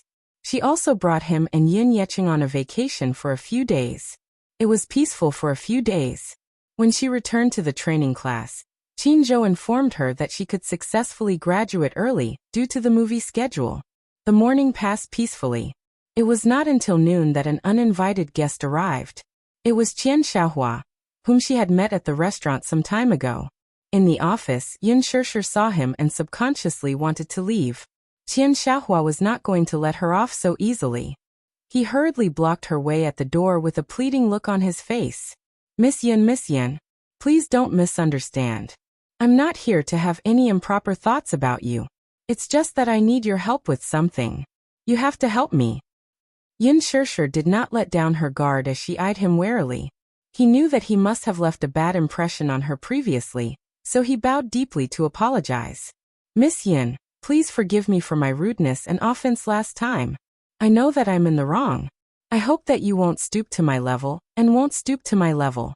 I'm very regretful after the incident. I'm a pervert. Anyway, I can only apologize to you for what happened last time. Also, I'll try my best to make it up to you. However, there's something that I need your help with. I don't understand what you mean. Before that, can I ask for your forgiveness? Qian Xiaohua raised his head and looked at her with a face full of remorse. It looked like he was truly remorseful. Last time she was still so arrogant. Why did she lower her head and beg for forgiveness this time? However, Yin Shirshir didn't intend to argue with this kind of person, so she said, "Let bygones be bygones. I forgive you." "Thank you," Qian Xiaohua said gratefully. Then, he told her the whole story. It turned out that some time ago, Qian Xiaohua had taken a fancy to a piece of land in the new district, so he bought it and planned to develop it into a high-class apartment building. The investments and whatnot had already been settled. The reason he chose that place was because of Disheng. Not long ago, the real estate company under Disheng Financial Group had bought a large piece of land in the new district. Qian Xiaohua had secretly asked around and found out that this piece of land was going to be a development project. He had heard that Wuxia was going to develop the new district into an economic district. Not only would he set up a new branch there, but he would also vigorously develop a green ecological garden. After that, he would cooperate with a famous tourism holding company in the capital to build a 5A-grade amusement park. Upon hearing about Disheng Financial Group's move, many companies were tempted. The land in the new district started to be auctioned at high prices. Therefore, the remaining land was quickly divided up, and the price of the land continued to soar. Chapter 484. Soon after, schools, hospitals, cinemas, opera houses, stadiums, amusement parks, eco-parks, natural sceneries, supermarkets, and Wancheng department store would be built. Due to Disheng Financial Group's influence, the subway and public transport companies gave them the green light after they found out about it, and opened up a few routes. Therefore, the originally remote suburbs suddenly became a bustling area. In the future, it might even become a commercial and financial center. Qian Xiaohua was naturally a smart man. Seeing that Disheng valued this project so much, he rubbed his palms together and started working on it. The property prices had already skyrocketed before the market had even started. If nothing went wrong, he could make a lot of money from this project. Although he did not have much of a philosophy when it came to real estate, he had the keen sense of a businessman and a unique vision. He believed in Disheng's ability and vision, so he was waiting to make a fortune. However, because of this incident, Chairman Mu was unhappy and displeased. This was bad. Disheng Financial Group announced through the media that the planning of the new district was temporarily suspended, and all development projects were temporarily terminated. Disheng Financial Group's announcement caused the other investors to stop in their tracks. This was not a loss to Disheng. After all, Disheng was the one who bought the land. They could develop it whenever they wanted, regardless of whether it was sooner or later. Even if it was vacant for a year or two, Dishing would not care about the loss. However, it was different for Qian Xiaohua. For the sake of this case, he had taken out all of his personal belongings, and even risked his own net worth to finance it. He thought that nothing would go wrong if he followed Dishing, and the profits would be enough to make a fortune. However, he did not expect that Dishing's project would be suspended just like that. His building project was already halfway done. If Dishing suspended the project for a few months, the loss would be acceptable. However, if it was suspended for a year or two, he would lose a lot of money. If Wuxia deliberately went against him, he would be reduced to bankruptcy. After all, the value of this area lay in Dishing's intention to develop it into a bustling new district. Without Dishing, the value of the property here would plummet. However, Qian Xiaohua thought that Wuxia would not be so ruthless just for a woman, right? He calmed himself down and planned to check the news later. When Qian Xiaohua found out that Dishing Financial Group was planning to develop this place into an industrial zone, he could not sit still any longer. Wuxia's move was too merciless and ruthless. Knowing that he was going to develop a residential area, why did he do this on purpose? If it were to be developed into an industrial park, it would be impossible for Dishing to even think about it. However, if it were to be developed into an industrial park, Qian Xiaohua's development would only result in a huge loss. Who would buy a house next to an industrial park? Who would want to live in a place with such a high air pollution index? On the surface, it was not targeted. However, in reality, Wuxia's casual wave of his hand had completely pushed him into a dead end. Qian Xiaohua could not sit still any longer. He tried to go to Wuxia several times to plead for mercy, but Wuxia completely ignored him. Chapter 485. This time, Qian Xiaohua was panicking. What should he do? The project was still in progress. Every day that it was delayed was a loss. Yin Shirshir was indifferent to his repeated pleas. She only said mildly, "If you're here to beg for my forgiveness, I can forgive you. But you want me to plead with Wuxia for you? That's impossible." "Why?" Qian Xiaohua exclaimed and probed carefully. "Could it be that Miss Yin thinks that I'm not sincere enough?" Yin Shirshir said with a headache, "Wuxia and I don't have that kind of relationship. My words don't carry any weight with him. You think too highly of me." With that said, she was about to leave. However, Qian Xiaohua was so shocked that he hugged her. Seeing her cold and silent expression, he was so anxious that he was about to cry. He begged for mercy. Oh, my little grandaunt. You don't carry any weight in Chairman Mu's heart? You must be joking with me. Why did Chairman Mu force me into a corner? Isn't it because I have improper thoughts about you? I deserve to die for bringing this up. I deserve to die." Qian Xiaohua slapped himself and said, "Chairman Mu really cares about you. Believe me, as long as you say something, you can save me from the abyss of suffering. I beg you." "Boss Qian, there's no point in saying more. I don't think I have the ability to change Chairman Mu's mind." With that said, Yin Shirshir walked around him and left. Qian Xiaohua stomped his feet anxiously behind her. Yin Shirshir originally thought that after rejecting him, he would restrain himself. However, she didn't expect that Qian Xiaohua would follow behind her for 2 consecutive days. No matter where she went, he would always follow behind her like a shadow.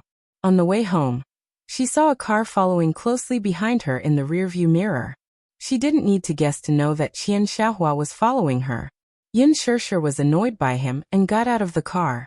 The car behind them also stopped on the road. Qian Xiaohua got out of the car. Before Yin Shirshir could say anything, he rushed in front of her and knelt down with a plop. Yin Shirshir was stunned. Qian Xiaohua said solemnly, "Miss Yin, I beg you. This is the last time. Please help me. As long as you plead with Chairman Mu for me, I won't pester you anymore no matter what the outcome is." Yin Shirshir was also annoyed by his torture, so she said, "Okay, I promise you, but don't follow me anymore." Qian Xiaohua was so moved that he shed tears of gratitude. He wanted nothing more than to kneel on the ground and kowtow to her. Yin Shirshir said helplessly, "Don't be like this, get up. I'm going home, so don't follow me anymore." It was already 8 o'clock when they reached home. The moment she opened the door, Yin Tianyu, who was reading a book on the sofa, happily welcomed her and threw himself into her arms. "Mommy, You're back. Yu has been waiting for you for a long time. Yin Shirshir rubbed his head guiltily, unable to hide her tiredness. I'm sorry, Yu. I came back a little late today. You're wrong. Mommy comes back late every day. With that, he tiptoed and took the coat and bag from her. As he put them aside, he said, Mommy, the food is ready, but it seems to have turned cold again. I'll go heat it up again. It'll be ready soon. After waiting for a long time, she still did not return. The food was reheated, but it still turned cold. Yin Shirshir sat at the table and looked at the 3 dishes and 1 soup on the table. It was not a sumptuous meal, but it looked, smelled, and tasted good. She could not help feeling touched. Chapter 486. Yin Tianyu, who was sitting opposite her, propped his head in his hands and looked at her with satisfaction. No, it's not. Yu is happy as long as Mommy thinks it's delicious. Yu's cooking is the best. It's even better than a 5-star chef's. Yin Shirshir gave him a thumbs up, and was not stingy with her praises for her baby. Yu's pink and tender face revealed a hint of sweetness as he hurriedly urged, Mommy, hurry up and eat. What if the food gets cold again? Okay. Yin Shirshir picked up her bowl of rice and ate happily with the reheated food. Yin Tianyu looked at her quietly. His eyes darted around before he suddenly lowered his voice and asked, Mommy, Yu has a question for you. That man from yesterday, the man Mommy said was your university professor. Who exactly is he? Yin Shirshir had just swallowed a mouthful of rice when she heard his question. She choked for a long time. Yu kindly pushed a bowl of soup in front of her. Yin Shirshir hurriedly gulped down a few mouthfuls. Yu, who was at the side, lamented helplessly. Mommy, your table manners are so ugly. Yin Shirshir glared at him resentfully. Are you saying that Mommy's table manners are ugly? Yes, not ladylike at all. Mommy, you can't do this outside, or else you'll scare others. Baby is already used to your table manners, so don't worry. Yu looked at her with a I can't do anything to you expression. What's so important about it? Yin Shirshir, on the other hand, did not think much of it. She was merely shocked by his words and choked on her words. Don't avoid the topic. Every time I ask you a question, you're always evasive. Mommy, don't coax me like a child. I'm not that stupid. Yin Tianyu could tell at a glance that she was avoiding the topic. This time, he did not intend to let her off. When did I avoid the topic? Then you tell me, who is that uncle? Yin Tianyu, with an elegant smile on his face, unhurriedly asked this question, leaving her with no way out. Yin Shirshir sighed helplessly. She put down her bowl and chopsticks and looked up at him. I'm sorry, Mommy lied to you last time. He's not Mommy's university professor. Oh, I know. Yu raised her eyebrows. You know? Then last time you. Mommy, sometimes your IQ is really low. I was just playing along with you. Don't I look at myself in the mirror? Yu looked defeated. In other words, the little girl could tell that the man's facial features were similar to hers. Yin Tianyu was long aware of his relationship with Muyaja. But now he was only asking because he wanted his mommy to be honest with him. He didn't want her to hide anything from him. Yes. He is your daddy. Yin Shirshir cautiously said this. After saying this, she observed Yin Tianyu's expression. Seeing that he was still calm and did not look surprised, she was a little surprised. Why don't you look surprised at all? Why should I be surprised? Yin Tianyu held his head and calmly said, I also know that the uncle's name is Muyaja. He's Dishing Financial Group CEO. Also, Yu moved closer to her and nudged her waist with his small arm. This uncle likes you a lot. Chapter 487. You're just a child. What do you know about liking someone? Of course I know. Mommy, you're so out of date. You're already dating in primary school. Mommy, you're really getting on in years. You're about to be out of touch with this era. Getting on in years. These words were like an arrow that pierced her heart. Yin Shirshir stared at him dangerously. Do you think Mommy is old? Yu shrugged and looked at her with a magnanimous expression. Then he patted her shoulder solemnly. Don't worry, Mommy. No matter how old you are, to the point where you don't have any teeth and your hair is white, Yu won't despise you. Yin Shirshir was a little touched when she heard this. She held his smiling face and kissed him twice. Good boy, don't despise Mommy. Mommy loves you the most. Yu suddenly hugged her shoulder. His childish voice was full of tenderness. Mommy, do you know? Yu is very possessive of Mommy. He doesn't want anyone to steal Mommy from Yu. However, if it's a man that Mommy likes, Yu only wants Mommy to be happy, regardless of Mommy's choice. That's enough. Even though he was still a little repulsed by Muyaja, he saw the sad expression on Mommy's face yesterday. It must be because of that man. He didn't know the reason, but he knew that if she didn't have feelings for someone, why would she be sad because of that person? Mommy clearly had feelings for him. Since that was the case, he wouldn't force his will on Yin Shirshir. No matter what choice she made, he would support her unconditionally, because she was his favorite Mommy. Yin Shirshir's gaze softened. She hugged his shoulders and stroked his head. She smiled and said, Yu, you're such a good boy. No matter what, Yu, you must remember that Mommy will always love you the most. But Mommy, if anyone bullies you, you must tell Yu. Yu will bully them back. Yu raised her head and gently planted a kiss on her Mommy's cheek. Her beautiful eyes were filled with a doting smile. Yin Shirshir's heart stirred. Sometimes it really gave her an illusion. Although Yu was her son, he doted on her as much as anyone else. Yu, aren't you afraid of spoiling Mommy too much? Yin Shirshir asked with a smile. Yu's pink lips pursed in disapproval. What are you talking about? Isn't it natural for a son to dote on his Mommy? When you grow up, people will definitely say that you're a Mommy's boy. Let them say what they want. Yin Tianyu snorted disdainfully with an arrogant look on his face. Do I, Yin Tianyu, need to care about anyone's opinion? You're so full of yourself. Yin Shirshir tousled his silky hair. Yu nestled in his mother's embrace with a look of contentment. Yin Shirshir suddenly asked seriously, Yu, sometimes Mommy wonders whose genes you've inherited. He was clever and quick-witted. He was smart and warm, but sometimes he could be a little sharp-tongued. He was simply quick-witted. Yu answered matter-of-factly, Of course, I've inherited it from my dearest Mommy. Mommy is so beautiful. Although she's dumb, she has Yu. Yu is smart. Chapter 488. Yu actually despises Mommy for being stupid. Mommy is so sad. Woo woo woo. Yu repeatedly begged for mercy. Aya, be gentler. Yin Shirshir refused to let him off and threatened. Quickly praise Mommy for being smart. Mommy is so smart. What else? Mommy is a beautiful fairy. More. Mommy is the most gentle Mommy in the world. Yu cleverly praised her. Yin Shirshir finally let him off. She could not help poking his head with her finger. You're smart.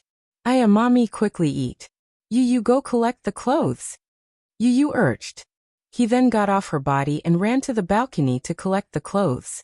Yin Shirshir held her chopsticks in satisfaction. She sighed inwardly. With such a filial son at home, everything is fine. Thinking about it, she felt a little ashamed.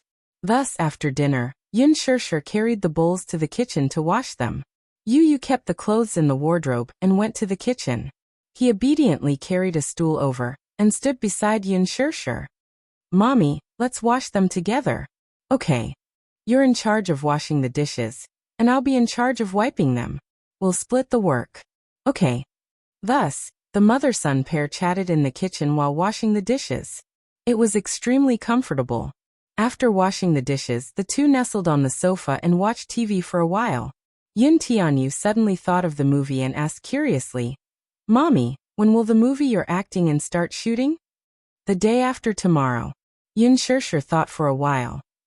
The opening ceremony will be held at Jinghua University. Yu, can I go? No, you have classes. Yin Shirshir rejected him without thinking. Woo. Mommy is bad. You still have school tomorrow. Let's sleep. Yin Shirshir turned off the TV and carried him into the room. She carried him to the bed. Yin Tianyu's little face still had an aggrieved expression. His lips were pursed, and he was clearly unhappy. Darling, Mommy has to work. I'm afraid I can't take care of you. Mommy will be worried. Yin Shirshir said somewhat helplessly. All right. Then you can go to school obediently. Although Yu was still a little unwilling, there was nothing she could do. She slowly crawled under the blanket, looking depressed. He really wanted to accompany his mommy. Otherwise he would feel uneasy. He thought that he should just confess everything to mommy and not let her go to work. He could just let her stay at home and take care of her. Otherwise, when he went out to work, he would be looked down upon and ostracized. Even if he was wronged outside, he would never tell him. He would be worried. In a place like the entertainment industry, there was so much intrigue. How could he be at ease? However, when he thought about it, there were some things that he really did not know how to tell her. Thus he swallowed this impulse. Yin Shirshir saw the disappointment on his face. She gently kissed his pouting lips and comforted him. Don't think too much. Good night, darling. Yu's face looked better at this. Good night, mommy. Have a good dream. She turned off the lights and closed the door. Yin Shirshir returned to her room and lay on the bed. However, she could not fall asleep no matter how hard she tried. Her phone suddenly rang. Yin Shirshir picked it up and saw Muyaja's number on the screen. She was startled. She suddenly recalled the scene she had coincidentally seen at the hospital that day. Even now, her heart still felt stifled. Feeling vexed, she tapped the screen and hung up the call. Chapter 489. However, as if he was competing with her, her phone kept ringing. When she hung up, he would call again and again. She was thoroughly enraged.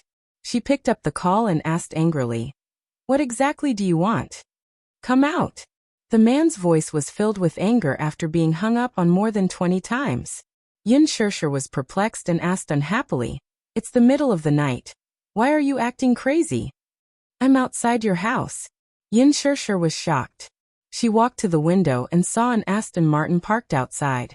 Muyaja was holding his phone and leaning against the car with a cigarette in his mouth. The flickering sparks were particularly eye-catching in the night. From afar, the man's head was lowered, and his entire body exuded an inexplicable loneliness. She didn't know why, but today's man was no longer as high-spirited as he used to be. At this moment he seemed somewhat depressed, which inexplicably pierced her heart. Yin Shirshir hung up the phone and returned to bed. This time her phone didn't ring again, which made her confused. Could it be that he had left? Feeling inexplicably uneasy, she got out of bed and walked to the window. Lifting a corner of the curtains, she peered through the window, only to see that the man was still in the same position as before. His cigarette, however, had reached its end. He snuffed it out and lit another one. Tonight he seemed to be inexplicably distracted. He smoked one cigarette after another, almost without stopping. Taking a deep puff of his cigarette, he raised his head and looked in her direction. Yin Shirshir put down the curtains and her heart was beating fast. After hesitating for a bit, she put on a coat and walked out. It was late at night, and the night wind was cold. She stood uneasily at the door. She gently gathered her clothes and looked at the man leaning against the front of the car. There was a long period of silence between them. After what seemed like a century, Yin Shirshir finally opened her mouth to speak. "Why are you here?" Muyaja stared at her face. His gaze was as deep as a torrent, but he still did not speak. "Don't say anything. I'm going back," Yin Shirshir said angrily. She turned around and was about to enter the house. "Stop right there." The man's voice came from behind. Yin Shirshir